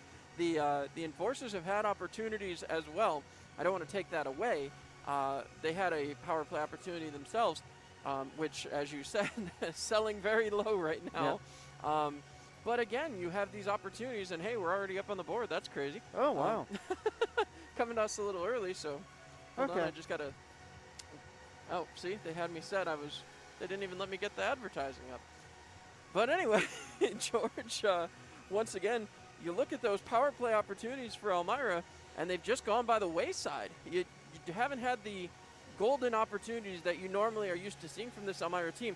Not saying they've ever been an elite power play squad, but they've certainly been able to find effectiveness over the last 2 seasons. They have, and again, they've had the guys like a Sean Reynolds, like a Stefan Timofeyev, and like an Ahmed Mafouche that are able to quarterback that power play and get some points. And again, so far in their series, about 0 for 6 or 0 for 7 so far. They are, and it's been unfortunate because, honestly, even on that first power play, they looked good. Like, everything looked fine. They just have to find a way, now they're going to head us up here. All right, so, and they're missing, there we go. As once again, I want to thank you guys for tuning in here. We were just talking about stocks as George breaks down what the Enforcers need to do to get back into this one. And of course, George, we were just talking about the power play and how that's going to have to come around. You have to assume, with the way that the penalty kill got going, as we got a lot of action on the penalty kill late there in the first, that's going to even out there in the second and third period. I would hope so. Again, 0 for 2 on the power, or 0 for 1 on the power play so far, 2 for 2 on the penalty kill on the Thompson and cutting penalties. Again, they just got to find something on the power play. You see maybe Coach Mafouche changes up the lines at some point, and you wonder what's going on in the locker room, because again, the offense was just completely flat late in that first period. And you have to wonder too, when you talk about in the locker room, those guys also trying to get along without head coach Ahmed Mafouche, without Stepan Timofeyev in the lineup right now. The Enforcers having to find a way to keep things going and find positivity on this lineup, and find also, we talked about it a lot before the game, those depth opportunities. Yeah, again, we're talking about, is Shinkarik going to step up, or maybe we see a little bit more Brendan Hussey. I think we did see a little bit more Hussey than we expected before, and then we saw Tucker out there on the first line. So again, a bunch of different guys are going to get opportunities with Mafouche and Timofeyev out, and again, they just haven't been able to find the back of the net so far. Well, George, you brought it up before the game. Johnny Ruiz getting some opportunities to play. He started off the game, a spot that has been reserved for that Shinkarik line. But Johnny Ruiz, a fast player, a quick player, we'll see what he can add to this lineup here in this next couple of games without, who knows how long we'll be without Stepan Timofeyev after that call up here today. Yeah, and then another guy that we mentioned would be Mark Essery, and we saw him pretty early on with a good opportunity. And don't forget, fans, in the second intermission, we will be showing off those great fans. So tweet your seat at Elmira Enforcers, hashtag Duncan Seats, a chance to win a $20 gift card to Duncan. As once again, we come back here regular. Gotta love to finish that off there. Yep. As once again, we will be taking one more break before the intermission comes to a close, but want to talk about, before we let things go, how appreciative we are of all of our amazing sponsors. Without them, we certainly wouldn't be able to have hockey back here. We wouldn't be able to have an opportunity to do the things we love to do. And so, George, if you want to go ahead and kick that right off for me. Yep, Chiropractic Center, Arcus, Chemung, Arcus, Tuben, Arnett Hill, Benedict's Bus Service, Big Fox, Bully, Bucky's Automotive, Bully Hill, C.C. Ellis & Sons, Charlotte Law Firm, Chemung Canal Trust Company, Chemung Supply, Community Foundation, Coral Brands, Crystal Cleaners, Dandy Minute Mart, Davis Olmer, Dean's Construction, and Deluxe Entertainment. Disaster Restoration Recovery, Dr. Dozak, Duncan, Elcor, Elm Chevy, Elmira Heat Treating, Employment Solutions, Fagan Engineers, Farrell Gas, First Transit, Foster's, GLN Tax and Payroll, Hardinge Inc., Hilliard, Holiday Inn, IBEW 1309, IBM, Ingersoll Rand, Jubilee Foods, Kennedy Valve, the Law Offices of Kevin P. Flynn, McGuire Family of Dealerships, Marion Decker, Minchin EDS Family Dentistry, New Britain Roofing, New York National Guard, Nucor, Open MRI, Papa John's, Pepsi, Ryan's Distributing, Save-A-Lot, Seneca Beverage, Serve Pro, Sheddon, Sherwin-Williams, Simmons Energy, Silverline Construction, Southern Tier Custom Fab, Suburban Propane, SUNY Corning, Swan Morris, Texas Roadhouse, Tom South Corning Collision, Tree Works, Vasco Brands, Visions FCU, Ward Manufacturing, Wegmans, Weiss Markets, WETM, Wilkins RV, Williams Auto Group, and Ziff Law. A huge thank you to every single one of you who makes this possible. We can't thank you enough. Apparently everybody's getting ready to come back out on the ice, so we're going to take that quick minute-and-a-half break, and we'll be back with action right after this. It's another day in the Twin Tiers. And for most of us, it's just another day on the job. Taking care of our neighbors, helping out our coworkers, and making our community a better place for all of us. When you love what you do and really care about the people you serve, you do it well.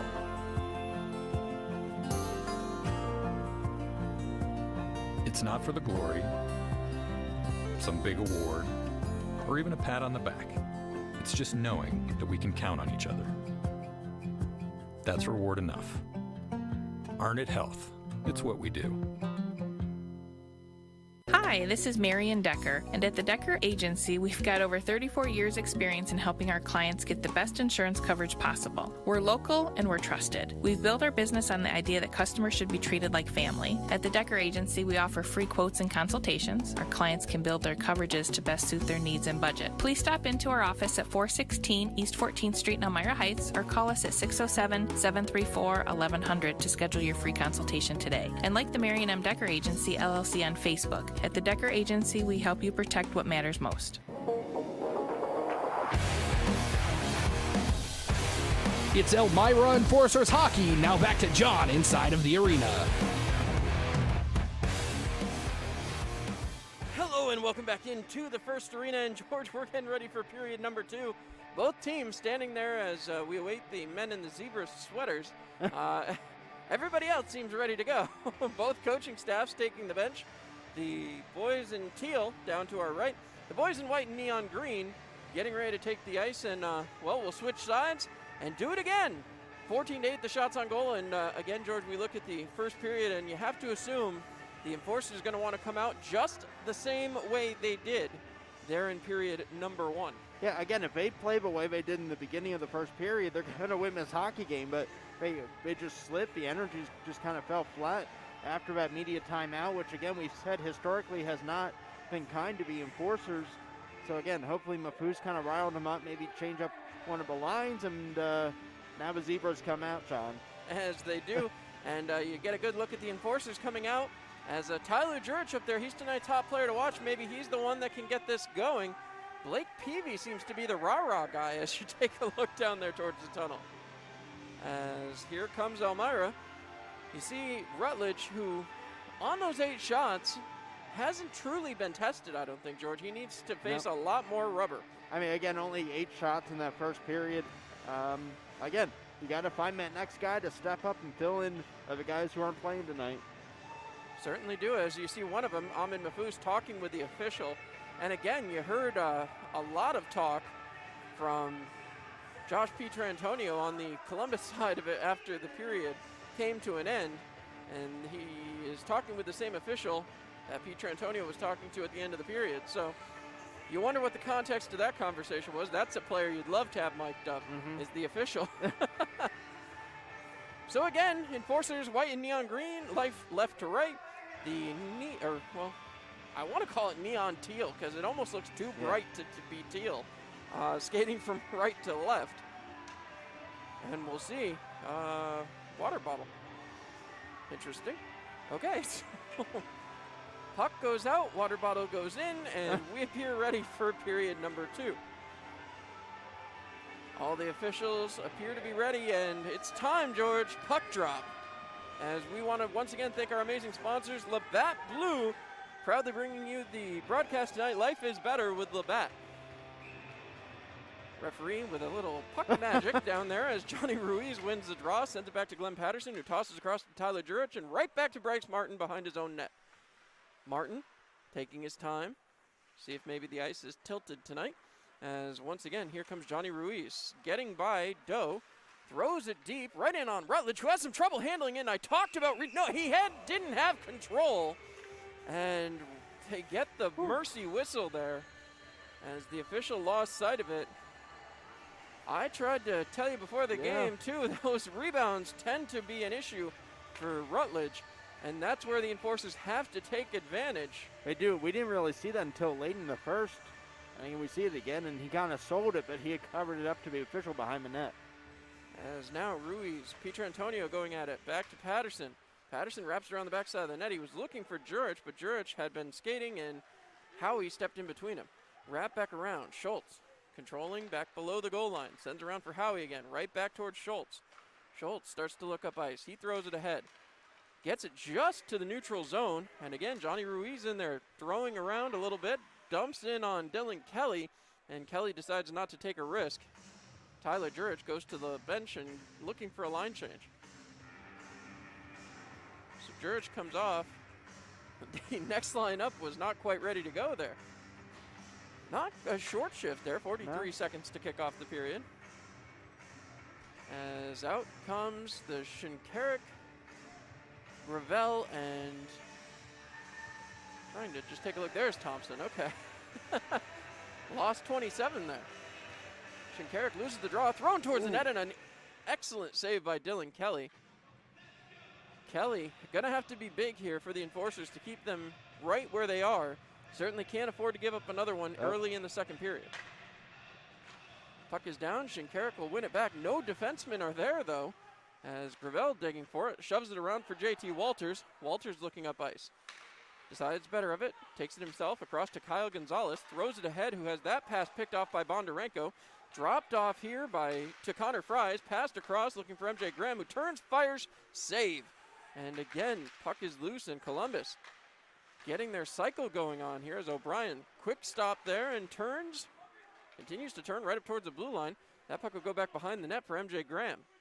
Graham harassed down low by Shinkarik. Puck moved along now this time by JT Walters as Connor Fries couldn't take the pressure. And that'll be flipped out. A little hot in the boiler down there for Connor Fries.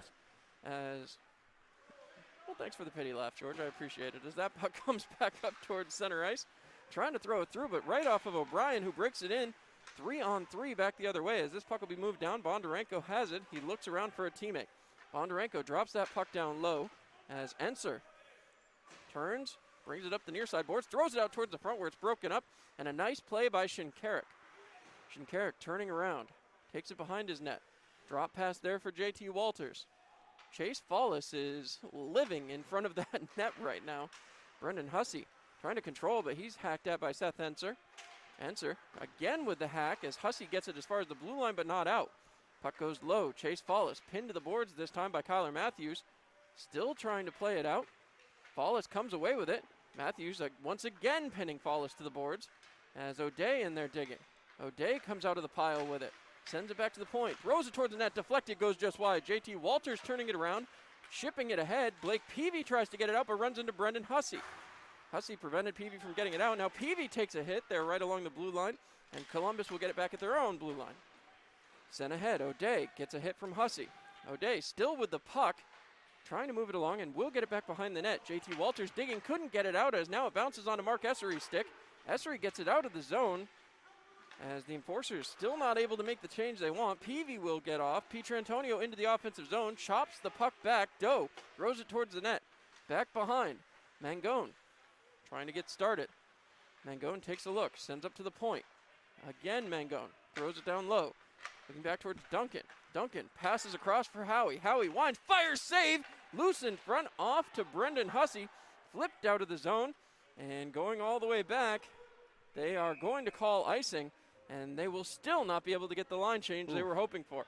This line has been out there since the 1917 mark. Pinned in their own zone for a long time there. Now Columbus being asked where they want the draw. A lot of discussion after every whistle, it seems, George. Yep. And JT was able, they let him go off, and he looks like he's having his hand looked at. Yeah, he took a good chop there.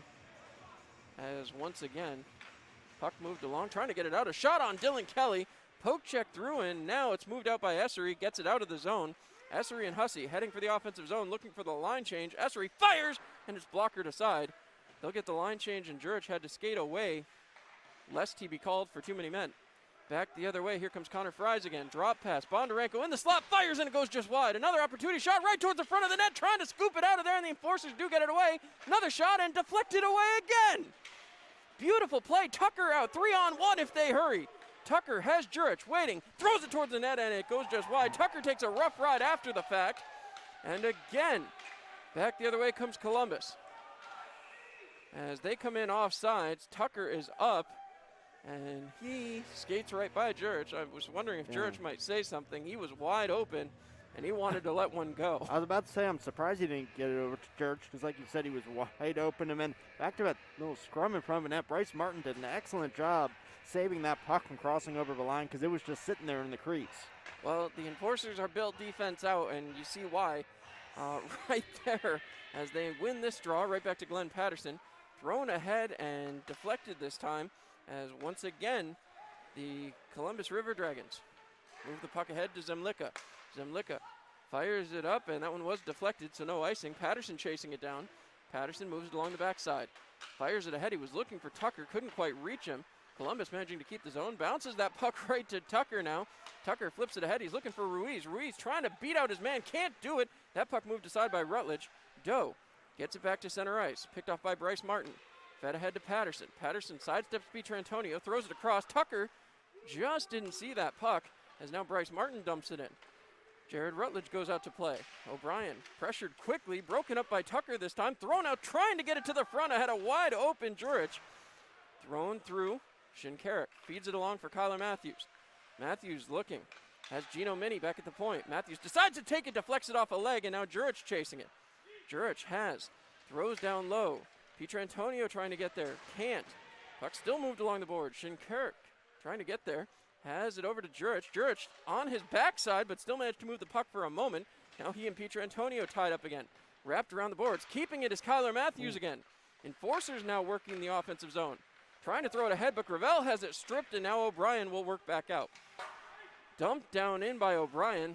Columbus gets a much-needed line change there, George. They did, and the Enforcers really the first time in a very long time they've been able to set up and get some good passes and get a rotation going. As now Shinkarik takes it in the offensive zone. Top of the circle shot, save! As Rutledge, again, not too many tests as Seth Henser tries to bring it back in the Enforcers zone. Gravel will pick it off, throw it back towards center ice, trying to chop at it. It's back in the Columbus offensive zone. Gino Mini feeds it ahead for Everett Thompson. Thompson ahead. He finds Shinkarik. Shinkarik fakes a shot. Now he shoots, and a glove save by Rutledge. Shinkarik was top of the circle, but couldn't quite beat Rutledge down below his glove. As once again, tweet your seat at Elmira Enforcers. Hashtag Duncan Seats. Show us your home setup for your Elmira Enforcers games. A chance to win a $20 Duncan gift card. Now going back to that Tucker Jurich 2-on-1 opportunity, you wonder if they are banking on getting a big rebound from Rutledge, because like we said, he hasn't been able to control the puck, so maybe they're just hoping that Jurich will be able to bury one home after a big rebound. Yeah, the only question with that is Jurich didn't really rush the net right afterwards. He might have had an opportunity. As once again, Chase Follis with it. Follis harassed there by two Enforcers back behind the net. Mark Essery shoved into the boards hard. He is pinned there and having some trouble as that one's flipped out of the zone. and into the bench area. Not quite delay a game territory, but got pretty close. As again, face off to the right-hand side of Rutledge. Peavy has been almost sparking some things here. He's come very, very close.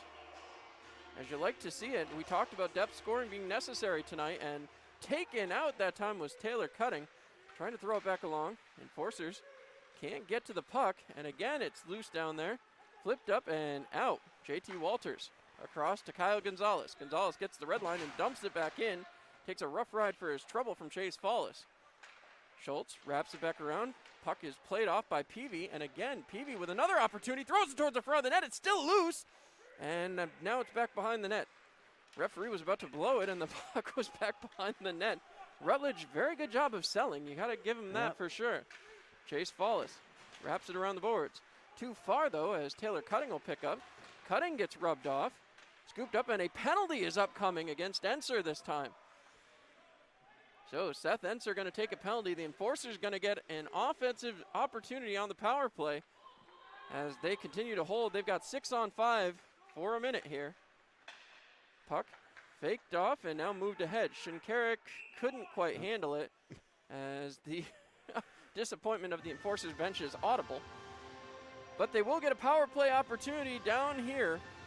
And that means it's a power play brought to you by the law offices of Kevin P. Flynn, reminding you that court is serious business. Enser goes to the box. The Enforcers. Now is the time, George. 12:36 to go in period number 2. Looking for an offensive zone opportunity. Well, they're going to get 2 minutes worth of them. Ruiz out there with Patterson, Jurich on the backside. Shinkarik and Gonzalez, it looks like. Gonzalez just couldn't keep the puck in the zone as it'll go all the way back to Dylan Kelly.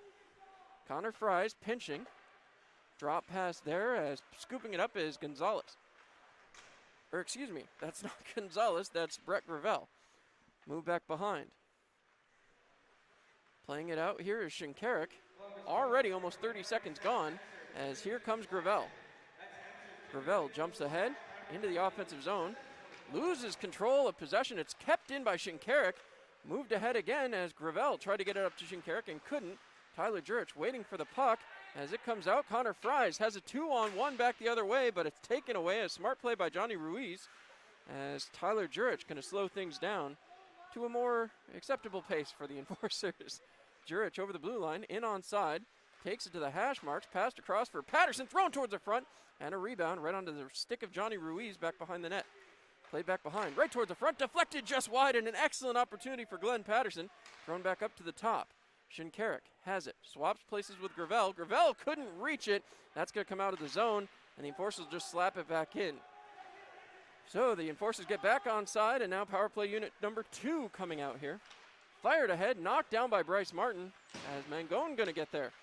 Mangone fires off at the side of the net, broken up, and now Martin has to turn around. 30 seconds to go in the man advantage.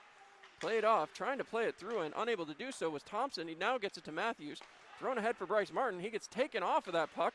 Puck is left. Thompson has it once. Fire shot, save, still loose. Can't get it to go. And the puck is loose, and it's covered up now with it. Enforcers have it. Fired across. Couldn't get it to go. As Bryce Martin with it again. Martin keeps possession. He's hacked at back behind the net. Martin to the side. Looking for a lane. Fired towards the net over the top. And now chasing after it. Brendan Hussey. Power play is over. Thrown back, Kyler Matthews fires, and it goes just wide. A penalty upcoming again. The Enforcers are going back on the advantage, and Everett Thompson is down holding his knee. As the Enforcers not going to be happy about this. Thompson is down on a knee. The medic making his way out. Going to the penalty box is Jake Schultz. So the head coach Ahmed Mahfouz calling over for the official as he's really not happy about what happened. There is a penalty. The Enforcers go back on the law offices of Kevin P. Flynn power play. Law offices of Kevin P. Flynn reminding you that court is serious business. Elmira gets another opportunity here, George, but again, over.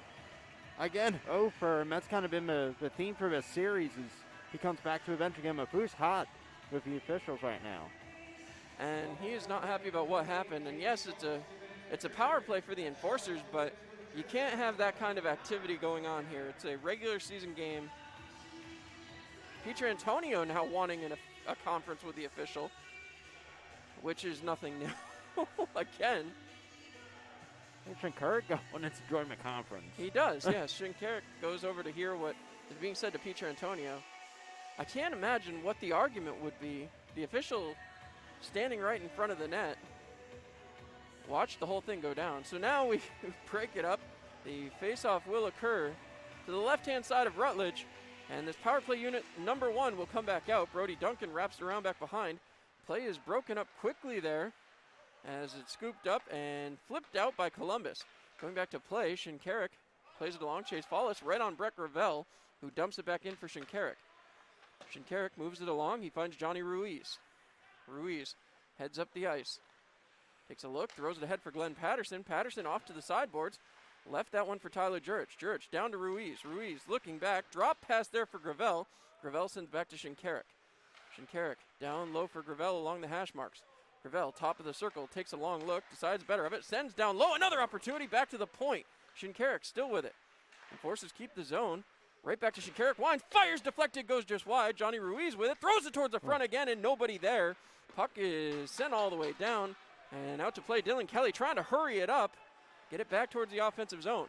Played over for Tyler Jurich. Jurich slowing things up, sent all the way back down. Connor Fries on the chase. Dylan Kelly looking. Too many Columbus River Dragons on the offensive side of the puck here on the penalty kill. Thrown ahead for Tucker. Tucker left it, was waiting for Matthews. Matthews got it ahead, but not far enough.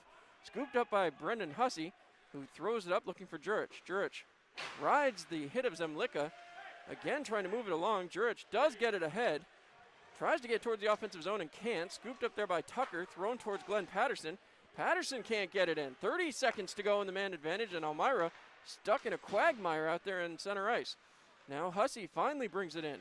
Throws it around the backside. He's looking for Tucker. Tucker has it.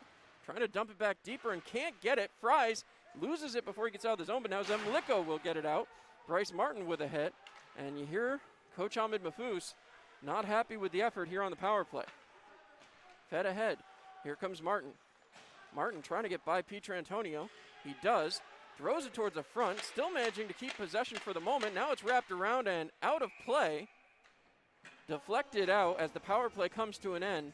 Enforcers will keep an offensive zone faceoff, but I'll tell you, those 2 minutes were a little hard to watch if you're rooting for the white and neon green. Yeah, I mean, horn there. That's the media timeout. Yep. I apologize. George, we'll get your thoughts when we come back here on Mixlr.com.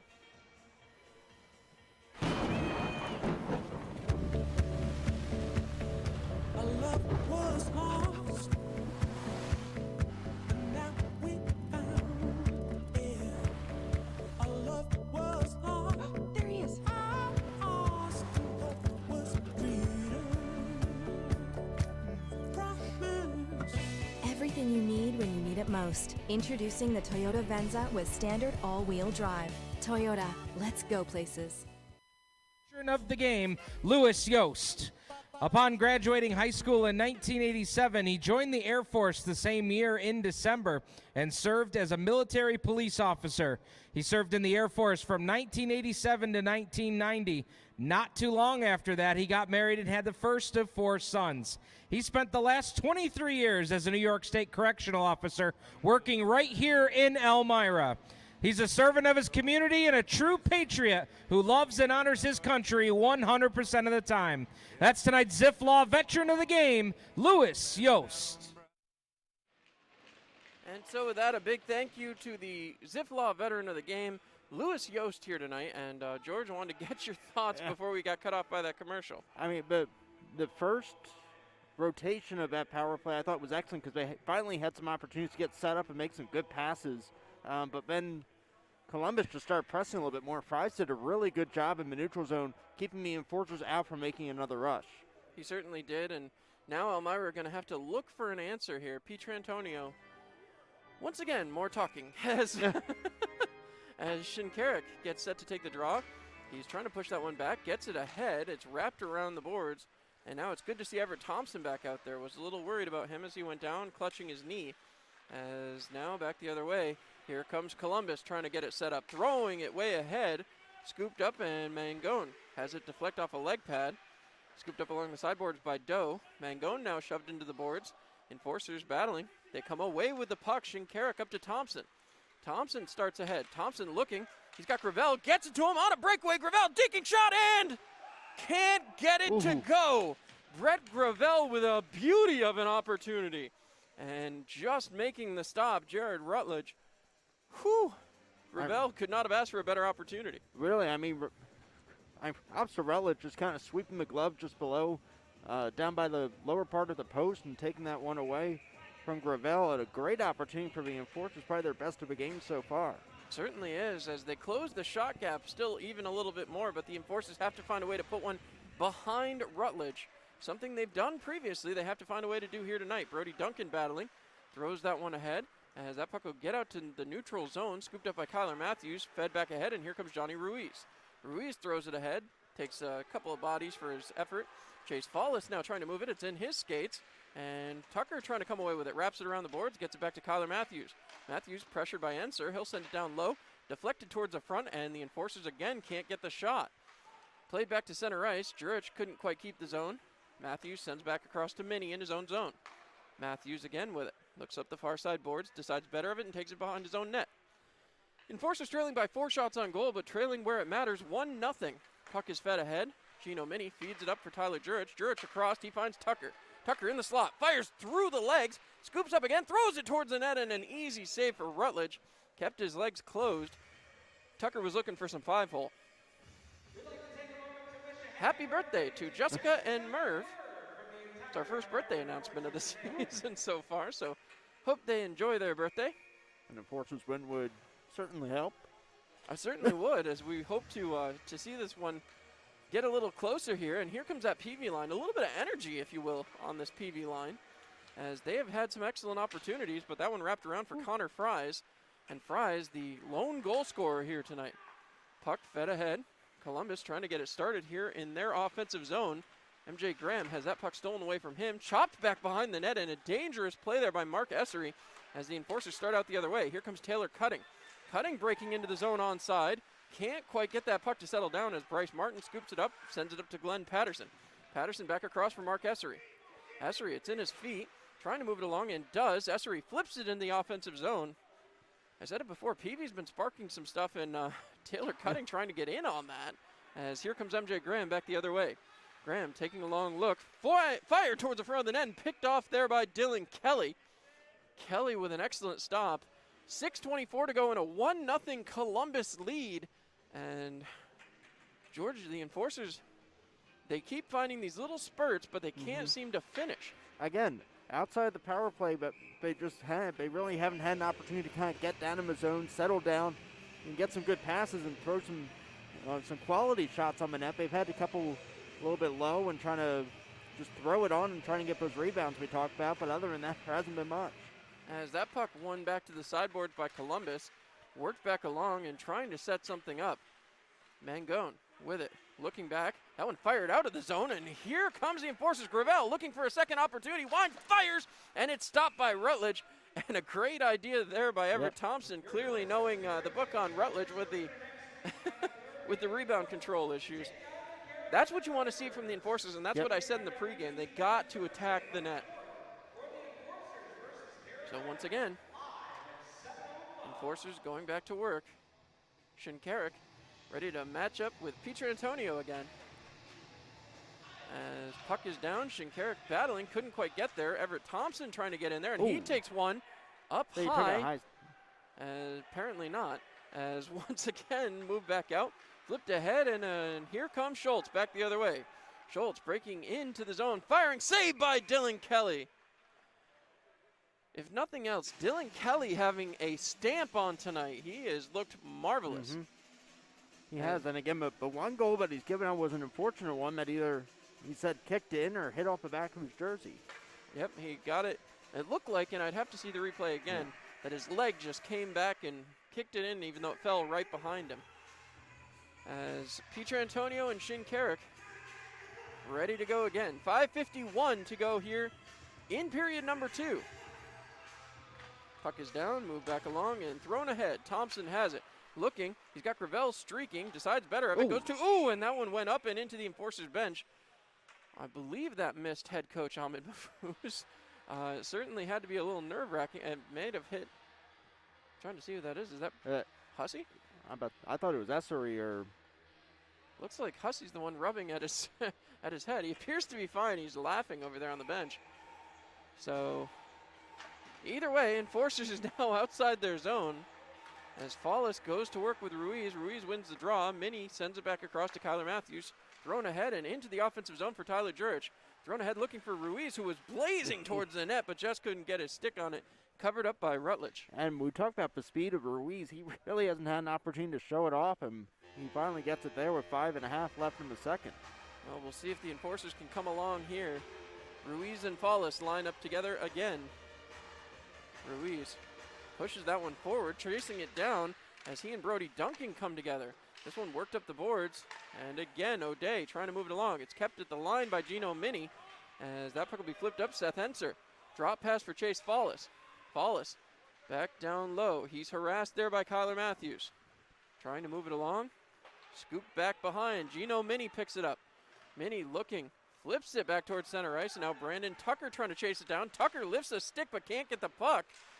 As once again it comes back, Tyler Jurich wrapping it around the boards.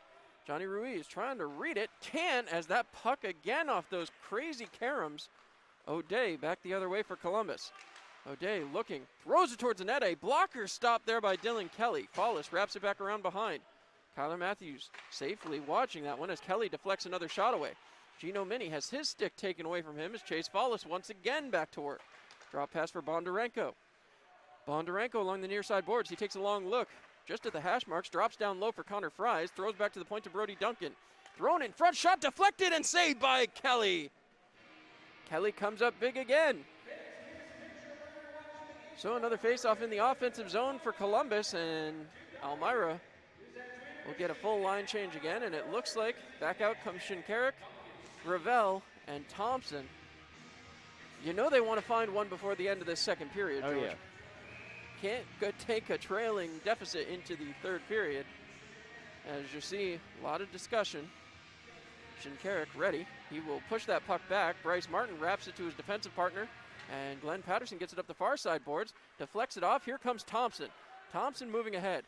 Goes wide, throws it towards the front of the net, deflects it, and goes just wide again. Over to Bryce Martin. Martin throws it ahead, and Thompson ducked. A little bit of a headhunter there by Bryce Martin, as up the other way comes O'Brien. O'Brien for Columbus over the red line. Trying to get through. Stick was lifted once, twice, and now the puck thrown aside. Glenn Patterson up the far side boards. Gravel trying to move it and can't. Now Patterson picks it off. Patterson loses control. Connor Fries over to Bondarenko. Bondarenko pressured. Still battling for it as Patterson trying to fish his stick around. He has that extra length for his height. As taken out was Gravel.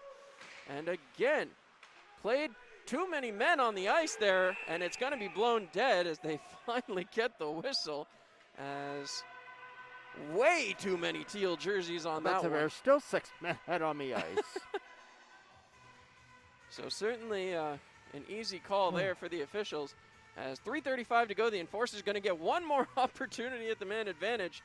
As this one presented to you by the law offices of Kevin P. Flynn, reminding you court is serious business. 2 minutes up on the boards, 3 minutes 35 seconds to go, and Elmira huddling. You know they're discussing how to make this power play work. They have been held off the score sheet for over 2.5 games now. Whoa, it's going to be 5-on-3 now. Hold on, they're going to kick Schultz right out of the game. I don't know what happened. He must have said something to the official. Now Mafusha's got everyone over on the bench drawing something up. Well, I don't know if he's drawn. He might be drawing something up, but I'm sure his first thing is don't say a word, because Schultz just got himself run right out of this game. Petra Antonio now, one of the more vocal members of the Columbus delegation, as they're blowing the horn. They need the explanation from the officials. I didn't catch what the initial penalty was, but it is going to be 5-on-3. as Tyler Jurich looking for the explanation. All right, the Enforcers have to score here. A 5-on-3 for a full 2 minutes. You know this is where they got to get it tied up. And a lot of discussion here from the Enforcers. An opportunity, too, as they have this all set. They got to have somebody serve the minor, don't they? It's a 5-on-3. I believe it was a minor. I think that's what they're saying now. I would think so. You have to have somebody serve the penalty. Of course, the Send penalty Graham not over? up. Maybe. I don't know what the penalty is either. It's not up on the board. Is it 2? Is it 5? He got booted out of the game. You saw the referee point to the exit. And if they are having somebody serve it for him, it's not a 5-minute major. So 5. 2 minutes for too many men on the ice. That's Enser, 2 minutes for too many men on the ice. Time of that penalty, 16:25. Columbus penalty number 28, Jake Schultz. A 2-minute bench minor for abuse of official and a game misconduct. Well, there it is. 2 minutes for a bench minor and, well, a game misconduct, as now Patterson has it. 5-on-3 for the Enforcers for a full 2 minutes. Shinkarik has it. Passes across to Tyler Jurich. Jurich over to Shinkarik. Shinkarik down low to Patterson. Patterson back up top to top. Circle shot and a save on Tyler Jurich. Jurich played with Rutledge too, so those two very familiar with each other. So as you see Ahmed Mahfouz telling Gravel something, as you heard Gravy, the nickname for the youngster. His first, sorry. No, I was about to say, it seems to be Enforcers at least, but guys who are out on the point are starting to pinch in a little bit more and take away the room. And we saw that a lot in the first weekend, and not so much here against Columbus so far. As Gravel digging in there, he gets it back to Ruiz. Ruiz back across to Jurich at the point, down to Shinkarik. Shinkarik top of the circle, wide fires, and it's a save. Worked out and out of the zone. Here comes Brody Duncan. Duncan with an excellent opportunity. Wait, shoots and a save. Big save, Dylan Kelly. As it's turned around, Kelly needed to make that save. 1:20 to go in the 5-on-3, and the Enforcers have to get back down the other side of the ice. Here comes Gravel. Gravel taking the puck, working it around back behind. Some trouble, thrown out, and almost kept, but Jurich couldn't quite keep the puck in the zone. Played back, Shinkarik, down to a minute to go in the 5-on-3. Played back by Ruiz, drops back for Jurich. Jurich takes a look. Fed ahead, here comes Shinkarik. Shinkarik passes off for Gravel. Drop pass for Jurich. Jurich into the zone. 50 seconds down on the 5-on-3. Back ahead to Shinkarik. Shinkarik across. Finds Jurich. Jurich drop pass for Shinkarik. Shinkarik taking his time. Moves it down low. Johnny Ruiz. Right in front of shot. Another attempt goes out. And again, 33 seconds remains in the 5-on-3. Fed down low. Here comes Ruiz. Fed away from him, and O'Brien will get it. And O'Brien working his way out. 25 seconds remains, and the Enforcers have to get the puck back. O'Brien just killing time as going back to play. 5-on-3. Elmira has to get going. One last rush. Here comes Shinkarik into the offensive zone. Trying to feed it across. Shinkarik looking. Fires it across for Jurich. Jurich having some trouble. Feeds it down low to Patterson. 4 seconds remain. Patterson looking. Fires it across. Waiting. Shot and goes just wide. Patterson trying to chase it down as Enser going to move it back along. He finds MJ Graham. Graham one-on-one with JT Walters. Fires it towards the net, and Dylan Kelly with a stop, and a 5-on-3 goes for naught. I don't even know what to say on that one there, George. I don't know. I mean, we said the Enforcers power play has just been ice cold so far. When you have a 5-on-3 and Schultz gets kicked out, and you see the frustration of Glenn Patterson over on the bench slamming the door, and you saw it with Mahfouz earlier with the whiteboard. I mean, if the Enforcers were going to score, it had to be there. It did, and you hope that they can find a way to go in the final 20, but this has been rough as that puck down and immediately stopped. They're going to kick out Blake Peavy. So Thompson going to come in to take the draw against MJ Graham. As the puck is down, move back along the boards. Pushed ahead. Bryce Martin couldn't handle. Thompson does. Thompson throws it across. He's looking for Tucker. Tucker over the red line. Over the blue line. Tucker into the offensive zone. Drops for Thompson. Thompson takes it below the goal line. Wraps around. A shot right in front, and jumping on top of that will be Rutledge. And again, I look at the shot totals. The Enforcers have not pressured Rutledge enough. 1:05 to go here in period number 2. 26-24 the shots on goal. The Enforcers have certainly closed that gap. Still trailing 1-0, the only place that matters. And George, 21 minutes and 5 seconds to get it done. I mean, they literally just have not gotten it done. They've had opportunities, but they just haven't taken advantage of them. As that puck wrapped up the boards. Pinching in was Martin, but Peavy gets it. Tucker with it back behind the net. Tucker back to the point, finds JT Walters. Walters fires and a save by Rutledge.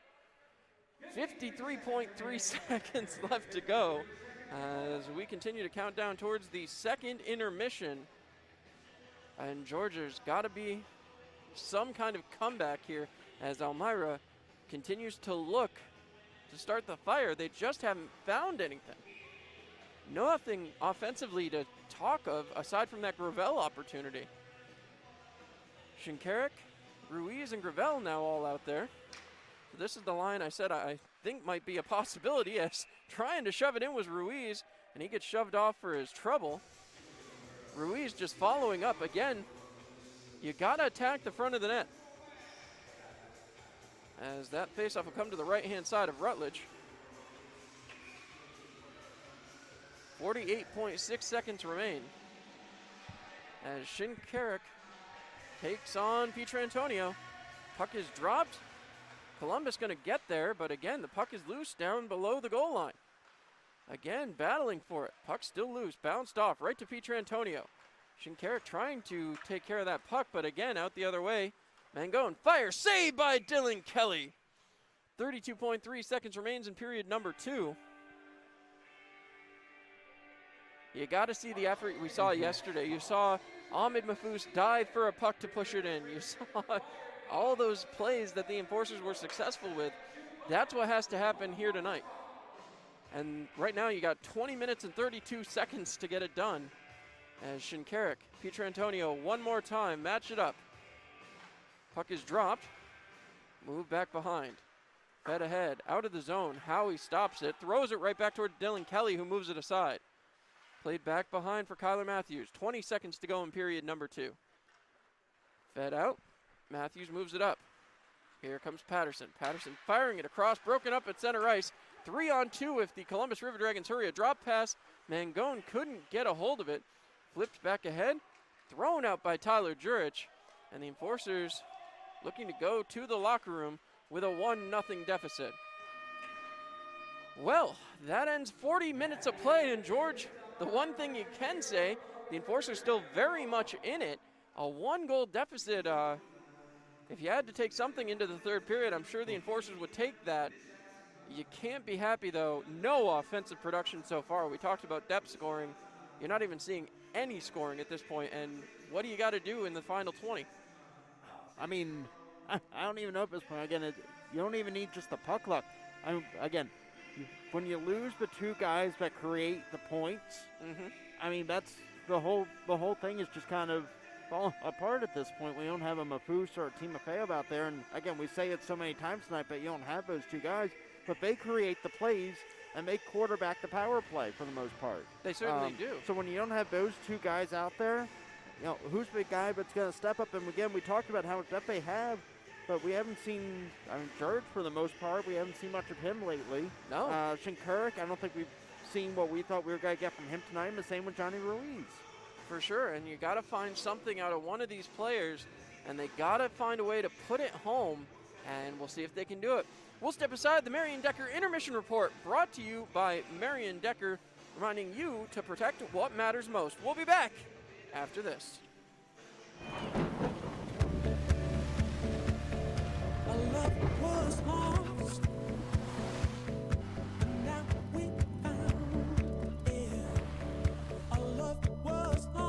There he is.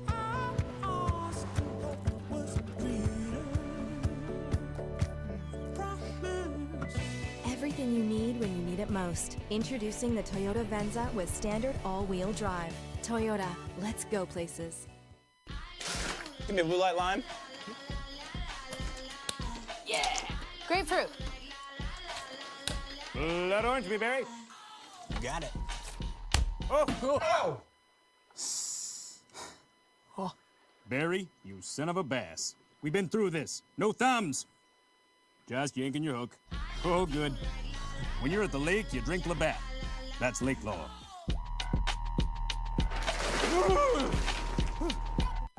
So, what brings you and Greg to marriage counseling today? Jake from State Farm. My husband calls him all the time. 2, 3 in the morning, it doesn't matter. I see. Greg, is this true? Yeah, Jake saves us tons on our insurance. No matter what time it is, he's always there. Mm-hmm. And how much did he save you? Hundreds. Listen, can I call this Jake from State Farm? You've got to be kidding me. State Farm is there for you anytime, anywhere. Call 1-800-STATE-FARM or click today. Get to a better state. State Farm. And we're back for the second intermission here of the Elmira Enforcers game against the Columbus River Dragons with Captain Glenn Patterson. Patty took a rough one last night. Obviously, you guys come out with the W. How big was that to get that win over Columbus? That's huge. We just want to keep rolling from the previous week against Port Huron. Obviously, Columbus is a strong opponent. You can't take them lightly. You can't take your foot off the gas. I think we did for stretch in the third period there, and they came back and tied the game. So we expect the same thing from them today. Strong forecheck. There's a lot of good players on that team, so we'll be ready to go. Well, Patty, I want to take you back to the first period. Power play just expires. You go behind the net, pick up the puck, throw it out in front to Johnny Ruiz. Was that a play just to get it in front of the net, or did you know Johnny was going to be there? How'd that all go down? Yeah, Johnny's been pretty good on the power play and just in general for us so far. So I knew he was out front, just kind of tried to get it to him some way, and like I said, he's been great for us, and he found a way to put it home. So we're very thankful that he's on our team this year, and expect him to keep doing that same kind of thing the rest of the year. Now, I want to talk to you about the power play in general. It's been kind of a hit and miss opportunity on the power play. Obviously, 0 for yesterday and 0 for the game before that with Port Huron. But a success on the first day. Is it something that you guys have been working on, or is it just still trying to figure out what you guys are on the power play unit at this point in the year? Yeah, it's definitely early. As you mentioned, the first game we had a lot of success, and then kind of since then it's been hit or miss. I don't know, it's early. We expect, with the personnel that we have on both units to succeed. There's obviously going to be stretches throughout the season where we struggle, but, we look to have a better performance on the power play today. And just move it around, Like I said, there's a lot of great personnel on both power plays, so success is bound to happen. We just need to get that first one tonight. For sure. Now, I want to take you back into the defensive zone for just a second.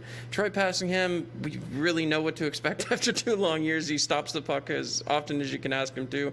And now Dylan Kelly's there too. How much safer does it feel to you guys knowing whether it's a 1 or a 2 goalie going into it, that you have those 2 large guys back behind you able to make the saves? Yeah, they're both great goalies. Give us a lot of trust when we, obviously we as defense make mistakes at times, and they're there to bail us out. So we believe in both those guys. They're both massive in the net. Don't give the shooters a lot to look at. So we have faith in both of them to go out any night and get the job done. So I believe DK is going tonight, and he'll play as good as he always has. We played against him last year. He's a very good goalie, especially when he's on his game. And as for pass, I don't have to say too much, as you mentioned. He's been here for 2 years, and his resume does all the talking. Well, last question before I let you go. I don't want to keep you too long, but obviously this game may be more important than most. A 5-game series against these guys. The first series we played Columbus last year was in Columbus, a split, a shootout loss, and an overtime win. That kind of set the precedent. How important is it to get these points here tonight?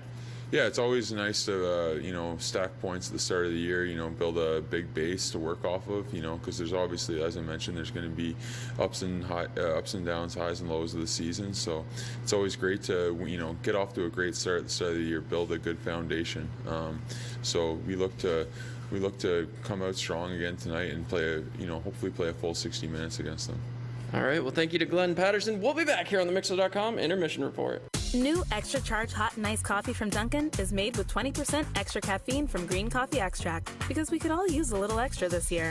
Whether that's an extra boost, some extra boldness, or the drive to go the extra mile, we're extra ready for whatever comes our way and extra excited to take it on. Let's get it done with new extra charge hot or iced coffee from Dunkin' with 20% extra caffeine. And pair it with snackable stuffed bagel minis for an added all-day boost. Order ahead on the Dunkin' app. America runs on Dunkin'. Price and participation may vary. Limited time offer. It's another day in the Twin Tiers. And for most of us, it's just another day on the job. Taking care of our neighbors, helping out our coworkers, and making our community a better place for all of us. When you love what you do and really care about the people you serve, you do it well.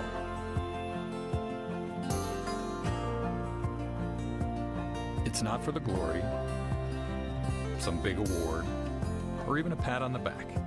It's just knowing that we can count on each other. That's reward enough. Arnett Health. It's what we do.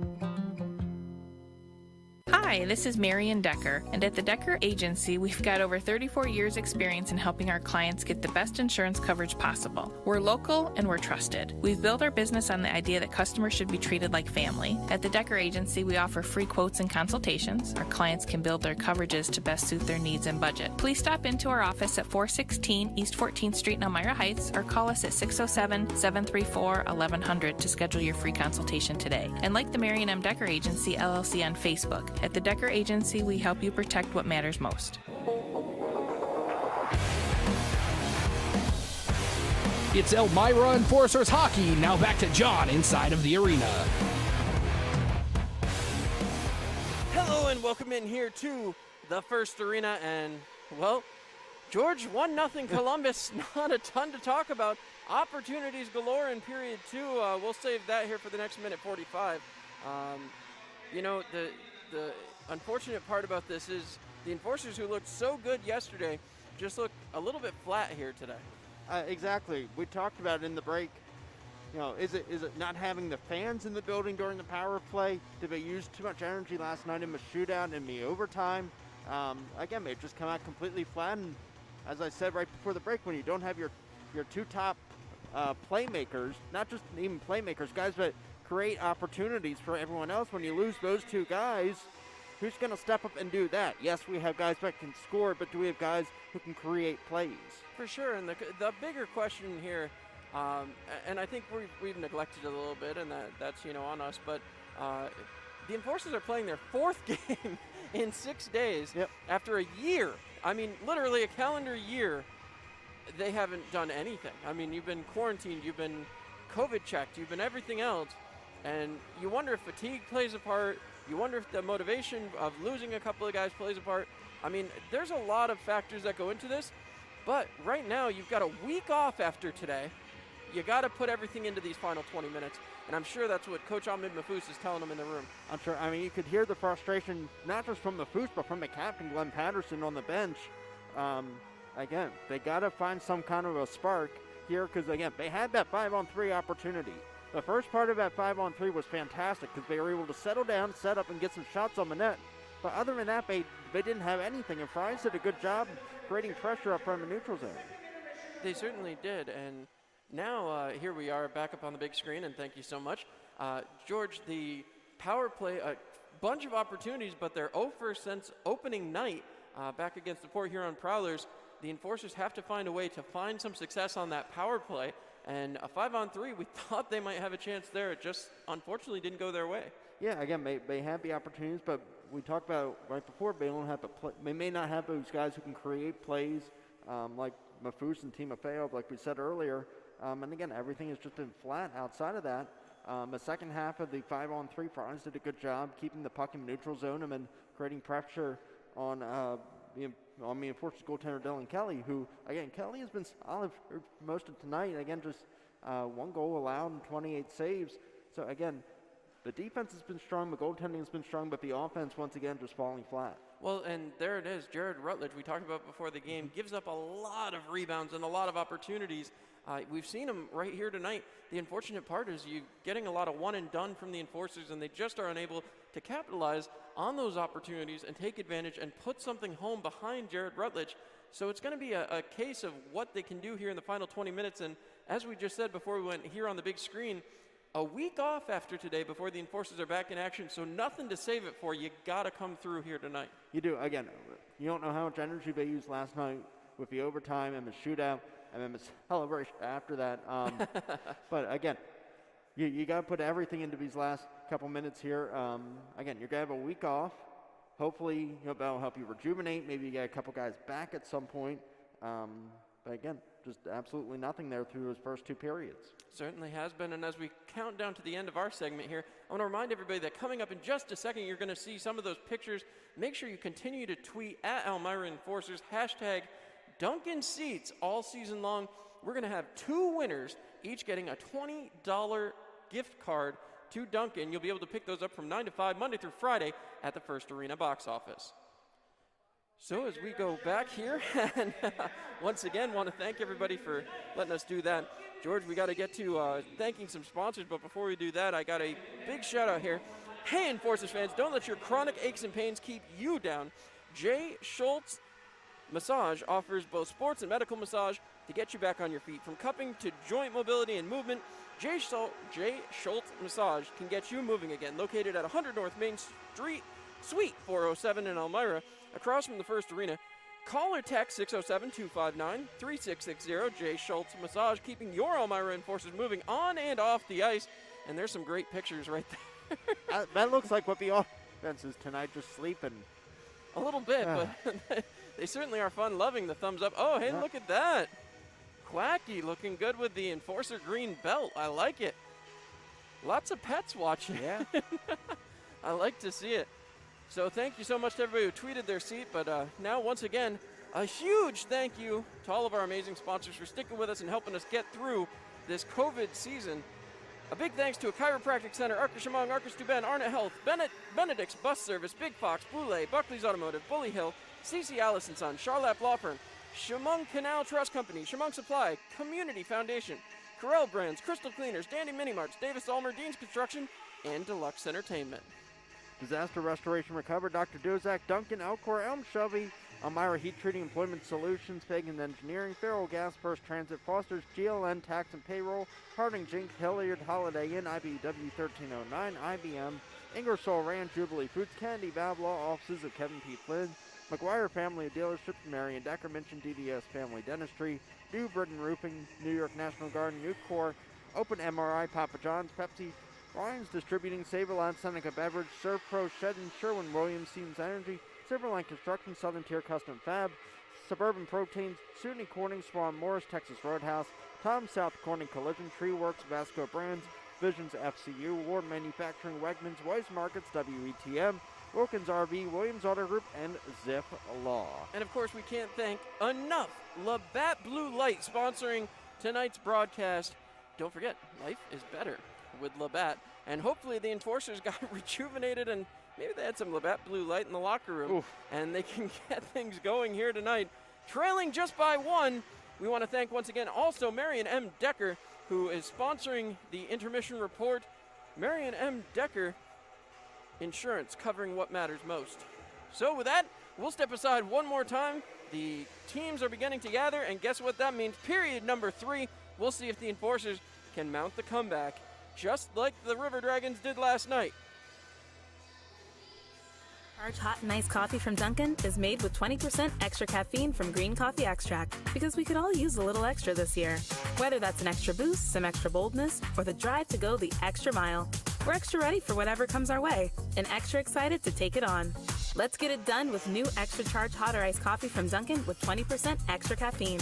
And pair it with snackable stuffed bagel minis for an added all-day boost. Order ahead on the Dunkin' app. America runs on Dunkin'. Price and participation may vary. Limited time offer. Hi, this is Marion Decker, and at the Decker Agency, we've got over 34 years experience in helping our clients get the best insurance coverage possible. We're local and we're trusted. We've built our business on the idea that customers should be treated like family. At the Decker Agency, we offer free quotes and consultations. Our clients can build their coverages to best suit their needs and budget. Please stop into our office at 416 East 14th Street in Elmira Heights or call us at 607-734-1100 to schedule your free consultation today. And like the Marion M. Decker Agency LLC on Facebook, at the Decker Agency, we help you protect what matters most. Elmira Enforcers Hockey, now back to John Clement. Hello and welcome back into the first arena. I am John Clement alongside my good friend George Stockberger from WETM. George, 20 minutes, 26 shots, no goals. Jared Rutledge, you got to give credit where credit's due, but the Enforcers offense has to find a way onto the ice. And maybe Blake Peavy's the one to ramp it up. You see him getting everybody excited here. And I got to tell you, for anything else, Dylan Kelly has been spectacular here tonight. He has, again, turning out 28 of 29 so far. And the unfortunate one that went in behind him. Again, we've had excellent goaltending tonight, but one thing that we talked about for the Enforcers is changing up the shots, getting maybe some closer shots, because of a lot of the shots that have gone into Rutledge have gone right into the center of his chest. But one opportunity that the Enforcers really had was the Gravel opportunity, and that was a breakaway that was just kind of a low shot that Rutledge was able to just kind of swap up with a glove.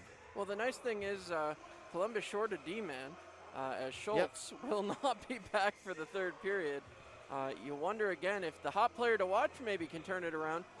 Tyler Jurich. And, of course, the Enforcers wearing the white and neon green, skating from right to left across your TV dial. And I keep wanting to say neon teal, but those teal jerseys from left to right, the Columbus River Dragons will go ahead. Pietrantonio and Jurich having a good long conversation. Well, I keep saying long. It's just a Pietrantonio-sized conversation because he doesn't do short. So, Pietrantonio gets the okay. The referee checked and then Pietrantonio checked. His goalie looks okay now. All right, so here we go.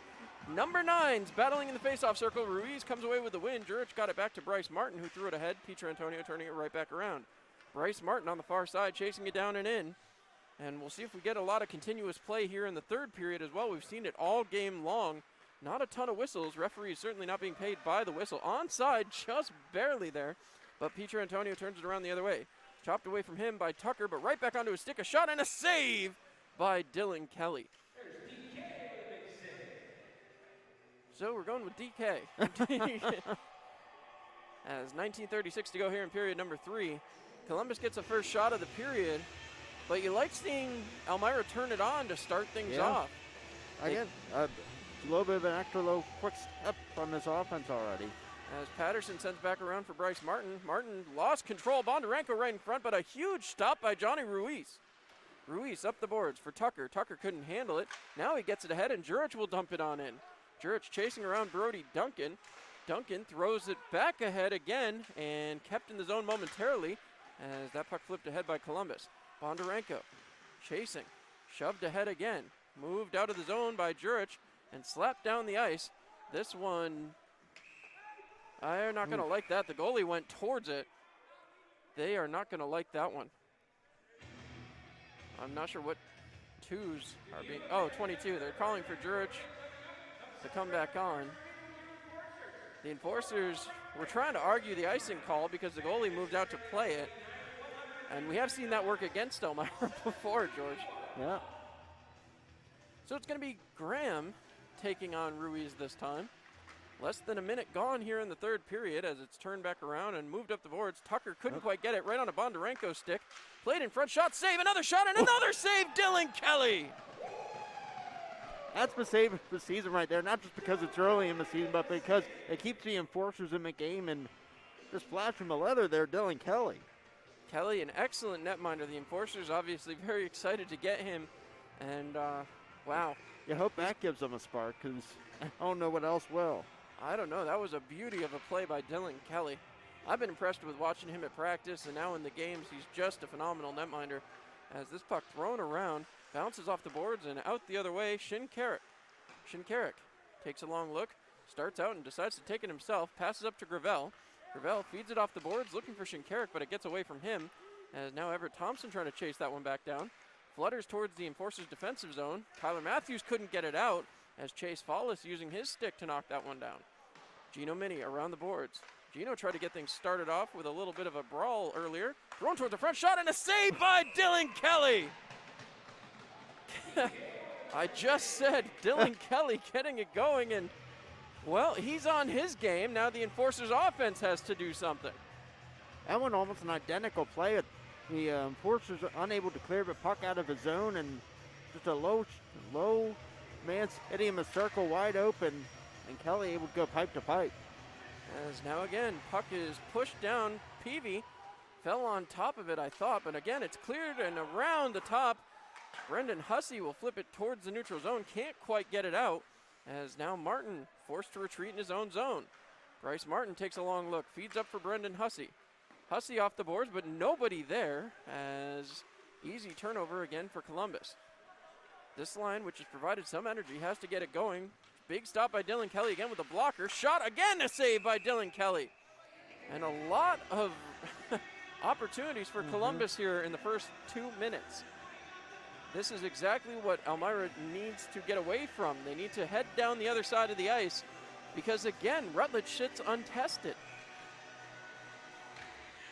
So Pietrantonio and Ruiz in the face-off circle again. Ruiz waits, pushes that one back, moved around back behind. JT Walters ahead for Ruiz. Ruiz up. Tucker kicks it ahead. Tucker trying to get around Ensor. He runs Ensor into the boards. Puck is kept down low. Tucker has it behind the net. Tucker towards the front. JT Walters with his stick up. Unfortunately, that puck's going to go all the way down as Dylan Kelly plays. Move back to Kyle Gonzalez. Gonzalez taking his time. He waits, looking, has JT on the sideboards. Feeds him, sent through the middle. Tyler Jurich into the offensive zone. Tried to flip it ahead for Ruiz. That puck won't settle down. And again, the Enforcers caught in the middle of a line change. Mangone back the other way. Mangone flutters it towards the net. Kyler Matthews turns around, fires it back around, has that one bounce off the boards, and again, Gino Mini couldn't get it to go. Mangone right towards the slot, but nobody there. Johnny Ruiz. Ruiz fires, hits off the blocker, and circles itself into the corner. Puck is loose in the Columbus zone. MJ Graham with it. Has that puck broken up. Gravel in, has Jurich with him, fire, shot off the post! Gravel has had the two best opportunities for Elmira here this evening as the puck loose again. Tyler Jurich shoved down low right towards the front. Gravel trying to break it up. Instead, Matthews going to pinch down. Matthews fires it around, looking for Jurich in front, tried to feed Gravel, and now Gino Mini going to get off. They're going to call this icing, I believe, and going back to touch is Patterson. The Columbus River Dragons not happy about that one. But that means the Enforcers get an offensive, or no, they're going to bring it back to center ice. They don't like the call, so that puck comes right back to center ice, and the Enforcers will have to go back again. Gravel with two beauty of an opportunities here tonight. I bet those have been the best opportunities the Enforcers have had since that 5-on-3. Puck is down, scooped up by Thompson, flipped ahead to the defense, but not further, as that one will be moved off the boards. Fries wraps it through, pushed ahead, as that's scooped up by Thompson. Thompson into the zone. He's looking towards the front of the net, can't find a lane to get it to anyone. Thompson now throws it at the net, deflected up and into the purple seats. So that should keep an offensive zone faceoff for the Enforcers, and now they got to find a way to put an offensive zone puck into the back of that offensive net. That's a novel idea, John. I was hoping you'd give me something off of that. Come on, George. So once again, Shinkarik and Follis, the 14s, line up. Puck pushed back through. Battling for it. Shinkarik has it along the boards. Shinkarik turns. He gets rubbed into the boards hard as it goes all the way out to Glenn Patterson at the point. Patterson firing it back behind the net. Bounces off the back side of the boards. And that puck will be moved out to Chase Follis. He can't control. Sent ahead. Enforcers have to get in on side. They are looking for a line change. Puck trying to poke check it ahead was Gravel. He goes off for a line change now. Zemlicka has it. Moved ahead for Chase Follis. Follis in on Patterson. Patterson still battling. Thrown out. Dylan Kelly comes up with a stop again. Fallis managed to get to the puck, however. And now somebody has to go after that puck. The enforcer's just standing around watching it. And that, I think, is a pretty good metaphor for the entire game so far. As, again, Elmira chasing the puck in their defensive zone. Bryce Martin will scoop it up back behind his net. Fed out towards center ice. Pietrantonio cuts it off right back onto Martin's stick. Martin slowing it down, letting the enforcers finish a line change. As it's back to Glenn Patterson. Patterson at his own goal line. He'll take it back behind the net. 5 minutes already gone. Enforcers have to find the gas pedal. Thrown ahead. Cutting dumps it in, and now Essery on the chase. Rutledge going to get there. Rutledge moves it along the boards all the way back towards the blue line. Cutting, battling. Can't quite get there. Thrown back out. Gonzalez will have it. Gonzalez, he's picked off. And again, it's thrown ahead. Here comes Peavy. Peavy hurrying up. He's got Jurich with him.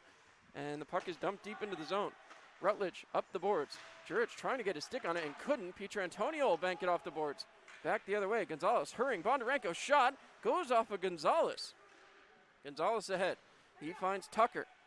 Tucker couldn't quite get there. That one bounces off of Ruiz, and now Mangone sends it back ahead. Looking, JT Walters. Passed across. Set up for Gonzalez. Gonzalez works it off the boards. Throwing it up, looking for Tucker. Tucker couldn't quite come up with it. Ruiz couldn't get it to settle down after the Tucker tip.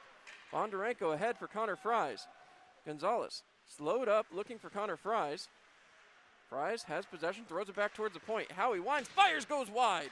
Back towards the front, poke checked away. Tyler Jurich, 2-on-2 back the other way. If Jurich and Tucker hurry, Jurich into the zone, cuts through into the slot, drop pass, Wine fires, and it's deflected wide. Tucker did not get all of that one. Puck sent down below the goal line. Tyler Jurich throws right back out in front. Tucker with it, back to the point to Kyler Matthews. Matthews throws it towards the front, deflected shot, oh no! The Enforcers with a beauty of an opportunity. Shinkarik couldn't finish. Continuing to kick down low, thrown around, Shinkarik moves it back for Brandon Tucker.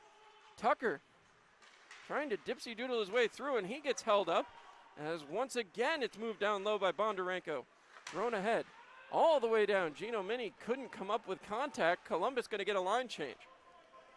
Elmira looking for the next man up as they hold up a little bit here. Going back, Shinkarik skates by. Kyler Matthews with it, down to 13 minutes to go here in period number 3. Puck fed ahead, looking for Shinkarik. Shinkarik gets into the zone. Seth Enser with a chop. Thrown down, and not going to like that one, as it looks like the penalty is going to go against Enser again. And Enser, who, me? That's a hat trick of penalties for Enser tonight, John. It is. 12:46 to go here in period number 3, and Gino Mini will head for the bench. Seth Enser still staring at the referee, roughing the call. It's hard to miss him when he's that big and he's got that beard. Well, when the puck's right there, too, Yeah. That doesn't hurt. So the Enforcers back onto a Kevin P. Flynn power play, reminding you that court is serious business. Johnny Ruiz out there again with Jurich, Patterson, Gravel, and Shinkarik. But finally, we're seeing some life from his offense. This has got to be where they get one here. Hopefully, as going across, Shinkarik right down low, tried to shove it off the side of the net. Johnny Ruiz with an excellent opportunity. Just couldn't get it to settle down. Ravel can't handle it, and now Chase Fallis back the other way. Fallis hurrying, shoves it towards the net, and a save by Dylan Kelly, not giving a second opportunity away. And please forgive me, that was O'Day down the sideboards. Fallis followed up and cut right towards the net, looking for the rebound. So Enforcers back in their defensive zone on the power play. This is a familiar tune, George, as we look for some offensive opportunity here. The Enforcers. I'm about to say they've had it the last 90 seconds, but again, just messing with that puck coming out of his zone. As here comes the Enforcers 3-on-2 on the power play if they hurry. Jurich across, finds Gravel. Gravel right towards the middle, and Patterson gets tied up. As the puck loose back behind, this puck will be thrown all the way down. A penalty upcoming as that one's touched, and it's going to be a 5-on-3 if the Enforcers turn it over. They're telling them to turn it over. Sent all the way down, right onto the net, and that will be a penalty. So, believe it or not, George, another 5-on-3 opportunity for a minute 17. You said it earlier, John, they weren't going to get another one. I did. Here you go. I am shocked. Interference. Connor Fries doesn't like the call. As Elmira, 5-on-3, somebody's got to go to the box. As again, waiting to see. They're sending Howie. Howie is going to the box, so Howie gets the interference call. And now, 5-on-3 for 1:17, and George, we said it in the second, you gotta score here. They can't give up 2 5-on-3s. So now we're gonna call timeout. So we'll step aside for the timeout, and we'll be back here on Mixlr.com as the Enforcers try to finish this one off. Greg to marriage counseling today. Jake from State Farm. My husband calls him all the time. 2, 3 in the morning, it doesn't matter. I see. Greg, is this true? Yeah, Jake saves us tons on our insurance. No matter what time it is, he's always there. Mm-hmm. And how much did he save you? Hundreds. Listen, can I call this Jake from State Farm? You've got to be kidding me. State Farm is there for you anytime, anywhere. Call 1-800-STATE-FARM or click today. Get to a better state. State Farm.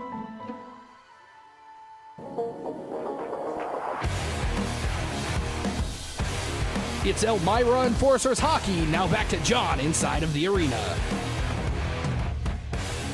All right, so a couple of winners there from the Dunkin' gift card from last night. Ashley Yost, Bree Martin, congratulations, and look at that puppy.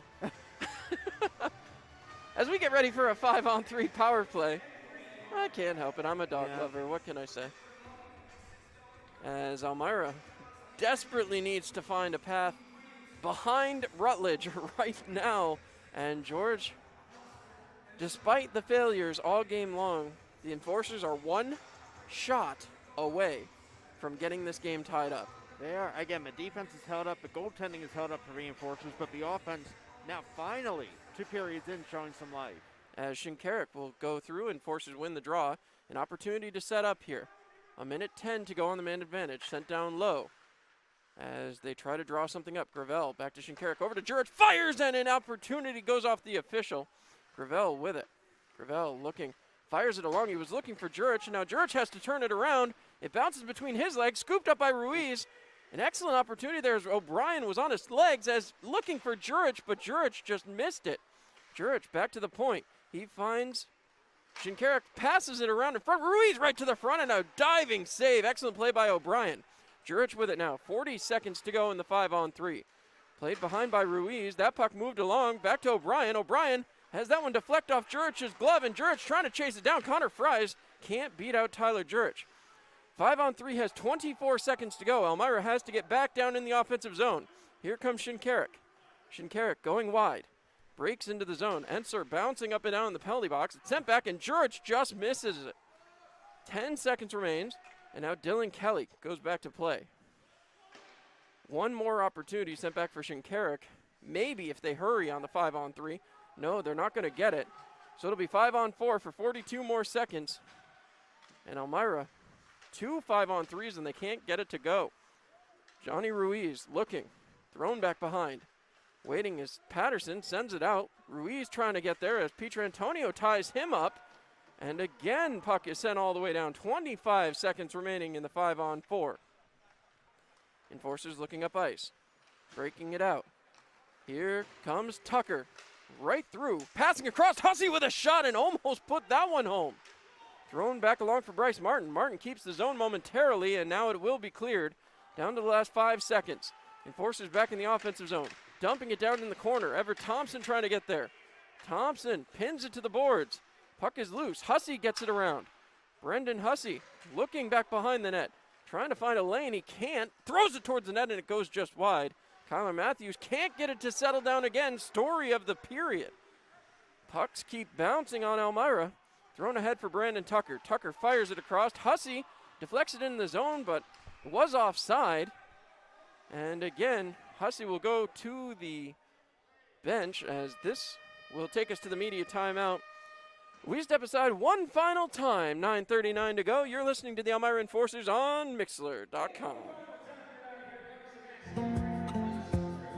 It's another day in the Twin Tiers. And for most of us, it's just another day on the job. Taking care of our neighbors, helping out our coworkers, and making our a better place for all of us. When you love what you do and really care about the people you serve, you do it well.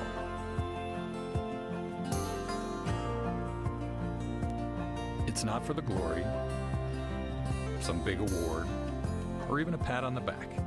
It's just knowing that we can count on each other. That's reward enough. Arn It Health.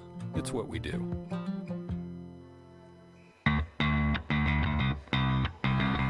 You're listening to the Elmira and... As the puck is down and back off, they keep jumping that timeout. As once again, right back towards the front, Bondarenko has possession, throws it out top to O'Brien. O'Brien looking, harassed by Essery, throws towards the front, a save by Dylan Kelly. Dylan Kelly has been special, George. He has. He's at 36 saves now for him. He has, but Elmira has to find a way to put a puck down in the other end. And, whew. And when you're 0 for 6 on the power play tonight, 0 for your last 11 in the series. I mean, it's rough when you can't get the special teams going. So 9:24 to go, nothing to save it for. They don't play for a week. As this puck thrown ahead, picked up here by Gravel. Gravel, who's maybe had the two best opportunities of the evening, as he and Thompson get tied up.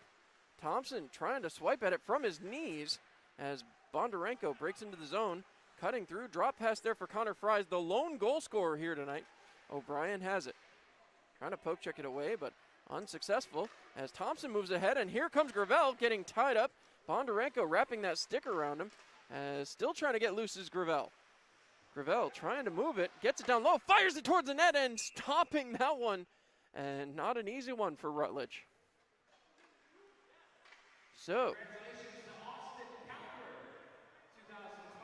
another announcement there. So, face off will come down in the offensive zone for Elmira. They're putting pucks on net, but they're not getting that consistency. And George, I'm not sure how they fix it. I mean, again, they've blown 2 5-on-3 opportunities. They've had the power play 6 times today. I mean, what else do you possibly want? And they haven't been on the penalty kill all that much. As that face-off won back, Kyler Matthews picks up. Gino Mini dumping it down in. Ruiz trying to get there. Tied up, and Tucker will chase. Move for Ruiz. Throws it just wide of the net. Johnny Ruiz trying to get in on this here. As Ruiz kicks it along for Tyler Jurich. Jurich throwing it along. Johnny Ruiz will go pick it up. He finds Kyler Matthews. Matthews down to Ruiz. Shoving down right in front. A shot and a glove save there. Tucker was on his front. No chance to tip that one. So a little bit of contact in front of the net is to be expected. Happens every time. The shots on goal only separated by 4. I mean, this tells you the Enforcers are in this game, but they gotta put one in the back of the net. So Ruiz wins that draw back to Matthews. Wraps it around the boards, looking for Jurich. Flies right out in front of the net, as they were looking for Jurich back behind, but that puck bounced right in front of Rutledge, and he saw it and lunged at it. He has not been great with handling the puck, so, I mean, opportunities abound again for Elmira. As Ruiz waiting, puck is dropped right back to Matthews again. Matthews throws it off a leg, and Tucker took the wrong turn, zigged when he should have zagged there, as he throws it towards the front. Jurich fires in a save, thrown back behind, scooped up by Ruiz. Ruiz, drop pass for Tyler Jurich. Jurich out towards the front, fires off a leg pad, another shot and another save. That one comes up to Rutledge that time, as again, puck gets loose. Here comes Columbus back the other way. Dump pass all the way in, as once again, going for it is Peavy. Wraps it up the boards for Tucker. Tucker looking ahead, fires it across. He's got Gino Mini. Gino Mini over the blue line, fires in a save by Rutledge. Right into the gut. As the shots on goal get even, George. I was about to say, I think about 30 of those shots, 30 of the 37 shots have been right into the gut of Rutledge. They have, for sure. Normally I get to talk about crests of jerseys, but they've got that Rangers style arc. So not much of a crest. As now Peavy lines 2 guys up in front. They're going to bring Bryce Martin down to take the shot right off the draw if they can get it. As that's pushed back, tied up. Peavy throws it around, but nobody there as Patterson had backed up into the neutral zone. Seth Enser into the zone, fires, goes wide of Dylan Kelly as Hussey off the boards. Looking again, this puck flipped down low as Bryce Martin will go back to play. Martin taking his time. Pietrantonio pinching. You know that Columbus is going to play a prevent defense here for the last 7 minutes and just try to get out of this one. Patterson scoops it up, throws it ahead. Peavy into the zone, onside, but didn't matter. He couldn't maintain possession. Drop pass there for Mark Essery. Wraps it around the boards. Chasing after it is Peavy. That's going to be wrapped around the boards further as Doe goes to get it. Wraps that one off the boards for Mark Essery. Back to Patterson. Peavy will head off. Right back on the ice, Carter Shinkarik, and can't come up with it as that puck flutters back into the offensive zone for Columbus. Turning it around is Bryce Martin. Bryce Martin, who opened this season with 3 goals on the opening night. Puck is wrapped around up to Bondarenko. Martin goes off for a change. Bondarenko one-on-one with JT Walters. Bondarenko lost possession there for a second. Back to Connor Fries. Passed across. Waiting, winding shot, and it goes just wide. That was the most dangerous looking shot they've had in quite some time. Puck is fed off. Moved ahead and trying to hit a streaking Gravel. That one in offside. So, Enforcers catch a break because Columbus was swarming. 6:19 to go. A 1-0 affair. And, well, George, you wanted it to be close. Yeah. The Enforcers have had the opportunities. They just got to find a way to finish. And they're looking for somebody to do it. And it might be Brett Gravel. He has had the best of them here tonight. I about to say he's had 3 or 4 opportunities tonight. They've all been down low. As here comes Everett Thompson into the zone. He gets shoved off. And speaking of, Brett Gravel with a shot. And he couldn't quite get it to go. Back to Kyler Matthews. Matthews throws it towards the net. Bounces it off the backboards. And again, flipped out. Stopped by JT Walters. Walters feeds it aside. Gravel waits for Thompson. Thompson gets onside, top of the circle. Throws it towards the front looking for a deflection. Shinkura couldn't get his stick on it. Right towards the slot. Fired by Everett Thompson. And again, Gravel goes back to get. Played back out. Towards the point looking for Kyler Matthews. And Kyler Matthews couldn't quite get there. JT Walters does. Walters back in his own zone. Feeds it past Connor Fries. Shinkarik trying to throw it back to his defenseman, but the puck's underneath him. Now it comes to his defense, but Connor Fries was right there. Matthews wraps around for JT Walters. 5.5 to go in period number 3. Brett Gravel throws it down after gaining the red line. Bondarenko was looking for the big hit. Rutledge leaves it back behind for Seth Enser. Back behind there's net in the Columbus zone. Enser taking his time. Passes it up. Almost came into contact with the referee.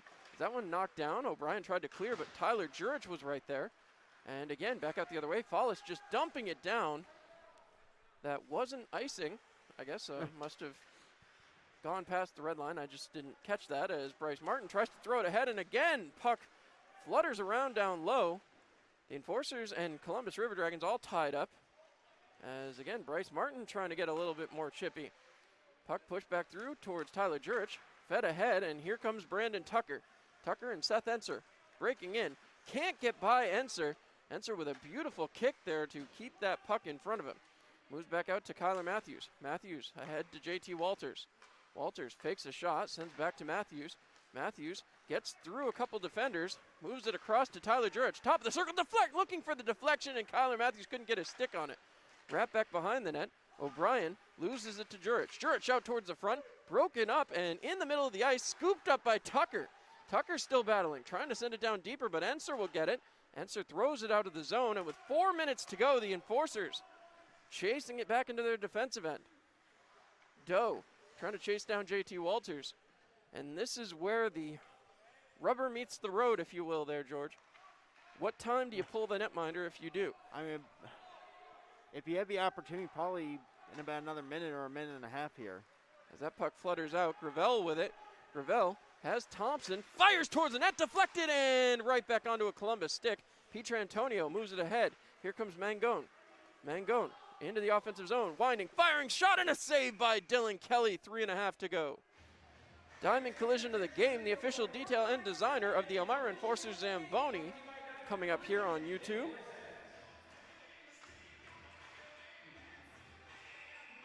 So they're not going to let Columbus make any alternative changes here. They're going to be kept with who they have. Here's the collision. Nice big hit there. As here it is again. Solid hit. Kyler Matthews getting some recognition. As Elmira's got Johnny Ruiz back out there. Ruiz will win the draw. Bryce Martin scoops it up. Moved along for Brandon Tucker. Tucker looking, chops over for Ruiz, but instead Jurich picks it up and dumps it in the zone. Ruiz battling for a shot in front. Goal! His 200th FPHL goal, Tyler Jurich!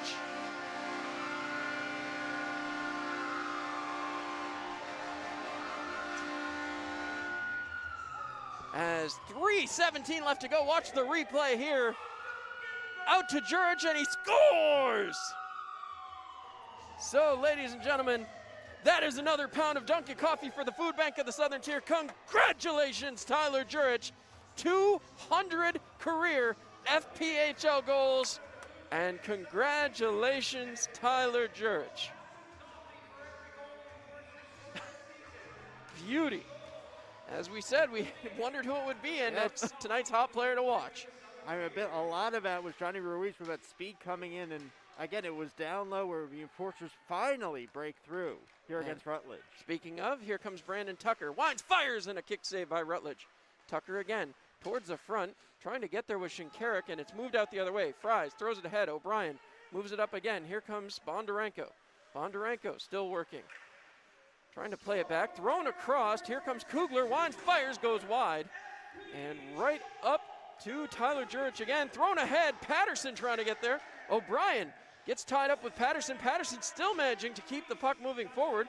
Jurich trying to get in there, and he can't as this puck moved out the other way. Here comes MJ Graham. Graham coming in on mini. Wind, fire, save, and covering it up. Getting it out. No, excuse me. I thought he had it covered. As here come the enforcers, 3-on-2 if they hurry. Coming in is Gravel. Gravel cutting towards the middle, but he can't get the puck to follow him. As that one will be moved out. Kept in the zone momentarily. Johnny Ruiz picking up again, throwing it towards the net. Bounces off of a leg. I believe that was Jake Howie. Scooped up again. Thompson looking, firing, and it cuts right through the crease. The enforcers have found the offense button. As once again, maybe the turbo? It's been a long time since I played video games. As once again, Connor Fries out. Moving ahead is O'Day. O'Day in the middle of four enforcers' defense. That one will get out of the zone. It is offsides. A minute 45 to go. The game is tied at 1, George. It took him long enough. Again, it was, like I said before, Ruiz did a great job. We saw that speed just blazing down the middle of the ice. He had Jurich to his left. And then again, Jurich just laying it home finally. We're at 200. You like to see that 200th FPHL goal, too. Magical number there, and not easy to do. Patterson throws that one way ahead, bounces right in front, and Jurich looking to stay off of 200. He wants to get up to 201.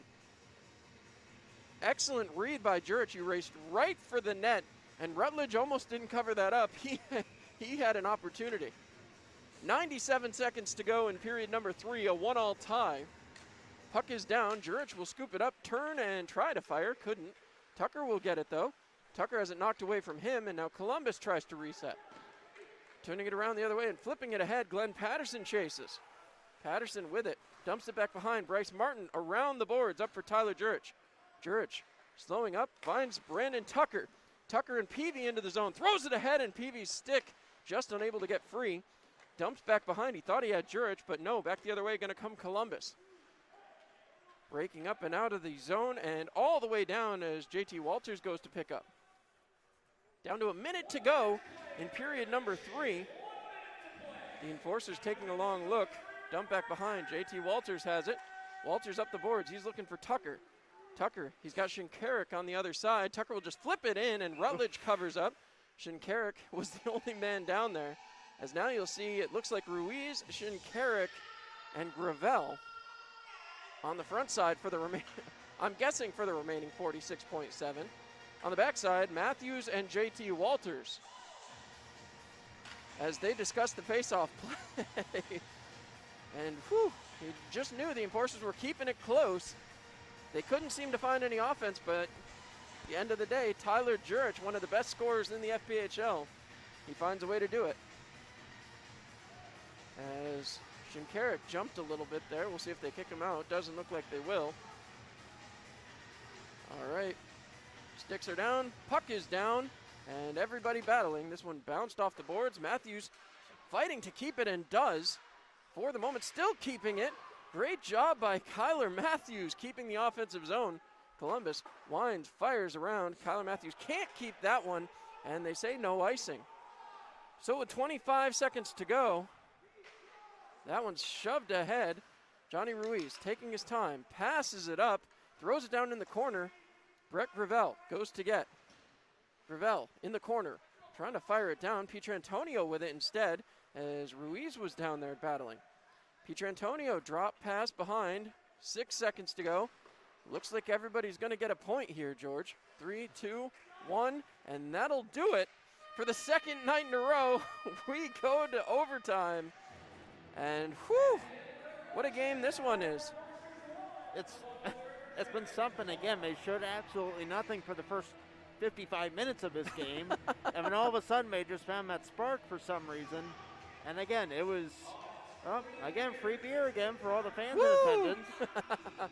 So it's time for the Toyota RAV fourth period. Toyota brings you all the action wherever you are. Toyota, let's go places. And yet all the free beer for fans in attendance is a picture of Dunn Field. We have pictures. They were close, you know, they look good. Baseball, hockey, blue seats, purple seats. It's all this, you know. Indoor, outdoor. Well, I'll tell you what, though. If you're Dylan Kelly, you got to feel justified because you have played in a phenomenal game and you well deserve the point, to say the least. Yeah. And Tyler Jurich coming up huge as we go into the Toyota RAV fourth period. 5 minutes on the clock. We want to remind you once again, tonight's broadcast sponsored by Labatt Blue. Life is better with Labatt. Well, one thing for being fortunate, again, we talked about it all night long, but where Stefan Timofeyev really comes into play for being fortunate in the overtime, when he has the ice, when he has the room to work with, and he can go in and create opportunities. And we saw last night where he had that breakaway opportunity, and he was so close on scoring on. Not having him tonight, do they have that guy who can work with the extra room on the 3-on-3 and create a big play? I think the main guy has to be Gravel. That he has to be the thought, and then maybe Johnny Ruiz in there as well. Oh, they messed up the clock here. There it goes. 5 minutes. All right. I mean, I love 3-on-3. Don't get me wrong, but I'm seriously hoping it doesn't take the whole 5 minutes. Again. So we'll take a long look. The enforcers, Shinkarik, Gravel, Patterson. On the other side, Bondarenko. On the backside, Nate O'Brien. And last man up, no surprise there, Connor Fries. As both sides seem ready, the enforcers are up, banging their sticks on the glass, or excuse me, on the boards. And we are ready. 14-12 at the faceoff circle. O'Brien pinching way up. Patterson in a more prepared defensive state, if you will. Puck is down. One back to Patterson. And the enforcers will take the ensuing possession. Moved along for Shinkarik. Shinkarik wraps it back behind his own net. Patterson taking his time. Wrap back behind again. Moved along. Shinkarik drop passes for Gravel. Gravel behind his own net. He starts out the other way. Here comes Gravel. Gravel breaking up. He's got Shinkarik. Patterson following back behind. Gravel in. Takes it through his skates and keeps possession for the moment. Gravel circling. He's harassed by Bondarenko, trying to get loose. It's in his skates and out the other way. Possibly a 2-on-1 for Columbus. As Bondarenko looks to break in, he's got Connor Fries. Bondarenko winds, fires, and it's up and into the netting. Glenn Patterson with a huge stick getting in the way there. That was a scary moment for Elmira. And now look who's coming out is Tyler Jurich. It is Jurich alongside Johnny Ruiz and JT Walters on the backside. For Columbus, it's Howie, O'Day, and up front with O'Day is Doe. O'Day, Doe, and Howie. As here comes Jurich with some speed. We said he's in the best physical condition we've seen him in as an enforcer.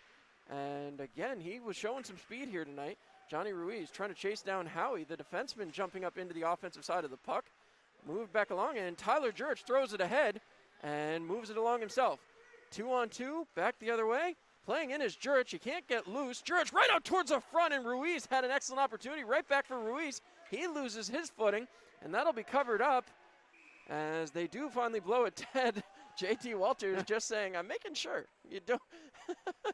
All my guys were going for a line change. Tucker, Shinkarik, and Bryce Martin now in the offensive zone faceoff. Hard to believe we've only gone through a minute and 14 seconds this overtime. And Forster's leading on the shots now, too. They are. Well, you knew they had to come with everything they had at the end of this one.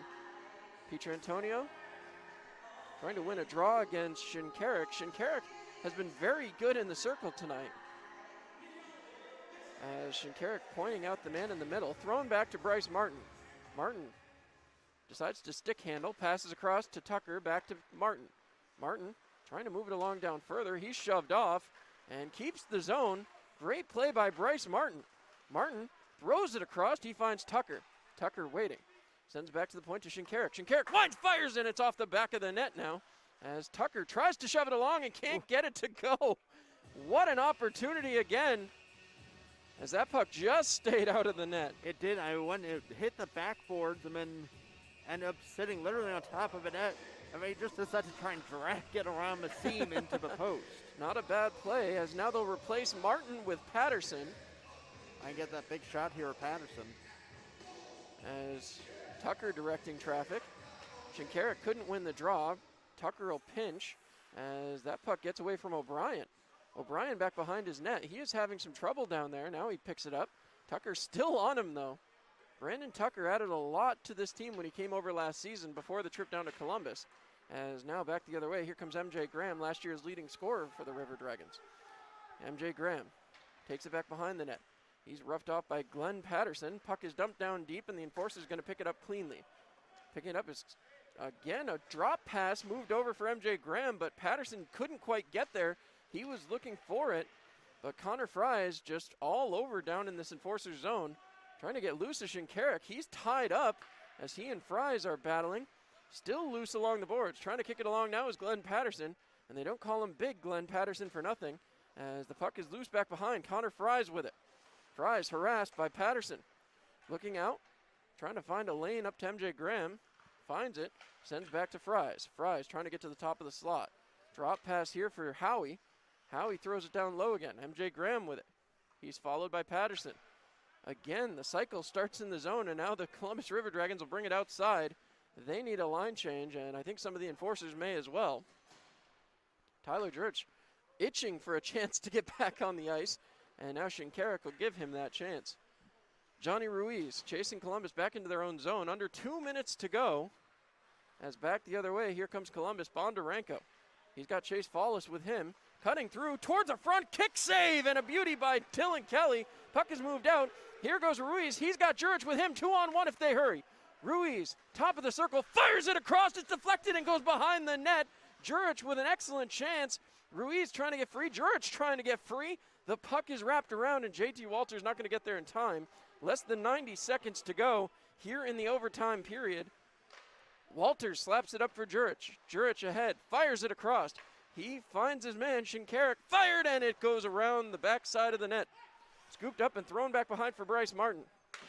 Martin resetting, almost a minute to go in the overtime period, as Bryce Martin again ahead into the zone, fires, blocker down, another attempt for Jurich, and he couldn't get it to go. Kicked ahead by Shinkarik, and now Doe picks it up, trying the stretch pass. He gets it ahead. Martin trying to get back, an opportunity shot, kick save again by Kelly.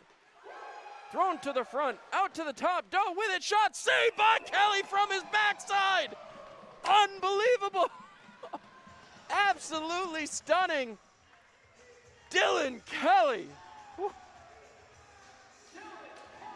What do you do if you're Columbus? They go back to the bench. They have to be wondering, how do we beat him the first time? So Shinkarik, Tucker, Patterson. As they wait, Shinkarik wins it back. Patterson has it. Patterson up the boards. He finds Shinkarik. Shinkarik has Tucker wide. Connor Fry is on Shinkarik towards the slot. fires it towards the net, deflected, thrown ahead, and now all three enforcers are back. 30 seconds to go in the man advantage in the overtime period, as here comes O'Brien. Right back the other way. Mangone throws it towards the net. That one bounces around. Tucker trying to get loose. He's got Connor Fries right on him. Puck gets out of the zone, and now the enforcers scoop it up. Here comes Ruiz. Winding, firing. It's a glove stop, but loose in front again. Fed ahead, looking for Fries. Jurich on Fries. Puck is loose. Ruiz picks it up. Ruiz shooting, and that will end the overtime. George, we're going to a shootout. 2 straight shootouts. Unbelievable. You don't see this every day. But how about Kelly? I mean, you mentioned it. He made a beautiful save and was unable to get back up. And Columbus, I don't think they realized what had happened, that he was down and unable to jump back up on his skates. And then they finally get a big shot from the point, and he just flashes the leather once again. And we talked about the save of the season early on when he kept it a 1-goal game. I mean, that one, that's got to be up there as well. It's got to be. So, 5-round shootout. John, I was about to say, you start thinking 3 stars of a game, too, if the enforcers are able to pull this one off. You do. I mean, it's hard not to give it to Kelly. I don't see how you don't. I mean, Jurich is up there. Gravel is up there. And then, obviously, if the enforcers pull it off, whoever gets the game winner is going to be in consideration as well. Oh, of course. As we will see, here comes Howie. As we now look at the shootout opportunities, Jake Howie breaking in, firing, saved by Dylan Kelly. First man up. Looks like it's going to be Johnny Ruiz.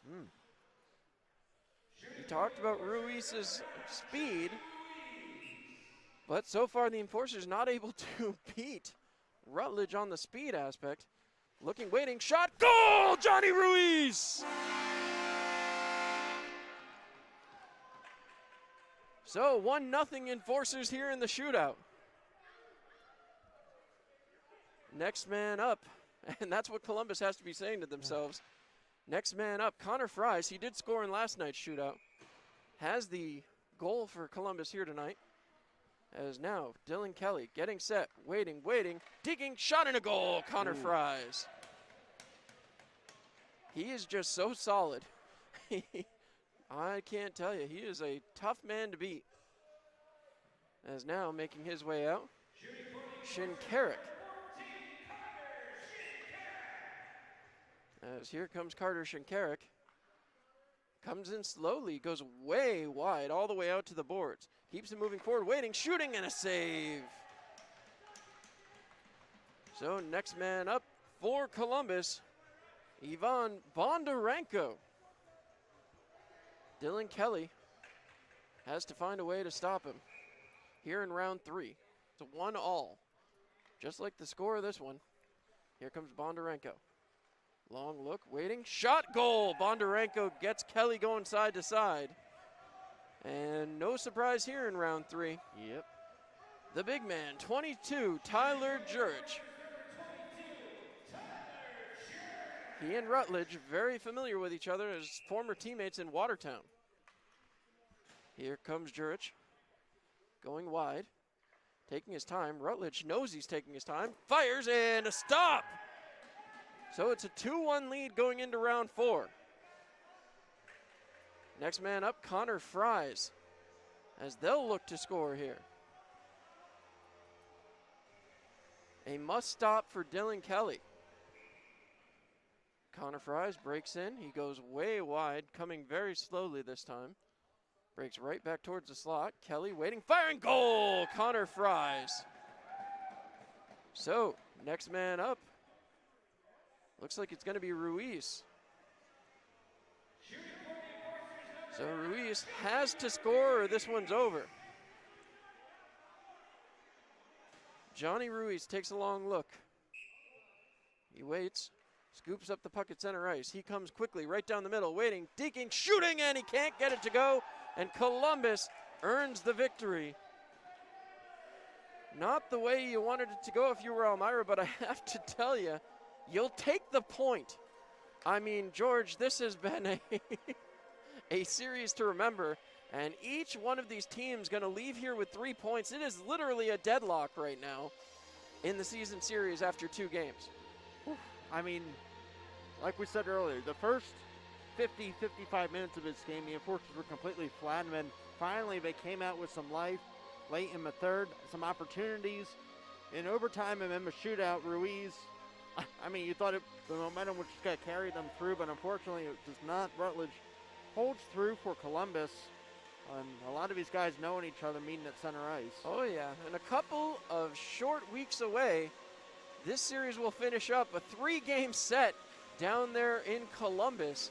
I mean, I got to tell you though, much love to the Enforcers who are gathered around the circle. They will raise their sticks and say thank you to the fans wherever they're watching this one. And I got to tell you, you love the effort. 2-1 is going to be the final. Columbus going to get it. The Enforcers get 3 points on this 2-game set. The Columbus River Dragons get 3 points on this 2-game set. But George, a lot happened. A lot was exciting. But at the end of the day, the most important thing is we have breached the 20 pounds of free coffee to the Food Bank of the Southern Tier. So they scored 1 goal tonight.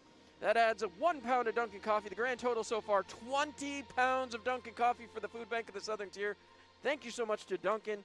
Thank you so much to the Columbus River Dragons for coming into town. And George, before we wrap it up, 3 stars of the game, I don't care what anybody says. Dylan Kelly has to be on the top. Dylan Kelly was absolutely phenomenal here tonight. Yeah, Columbus gets the win, but honestly, you look at a game like that, and how do you fault a guy like Dylan Kelly? A couple of phenomenal saves, save of the year candidates. Absolutely. Again, putting away 43 of 44, holding his own there in the shootout. Again, just fantastic game for Kelly. A couple big saves, like you said, flash from the leather. So again, Dylan Kelly, fantastic. And again, you got Troy Passingham. You know that he's probably going to be your number 1 guy. But, you know, if anything's happened, you know you got a solid 1B. For sure. For sure.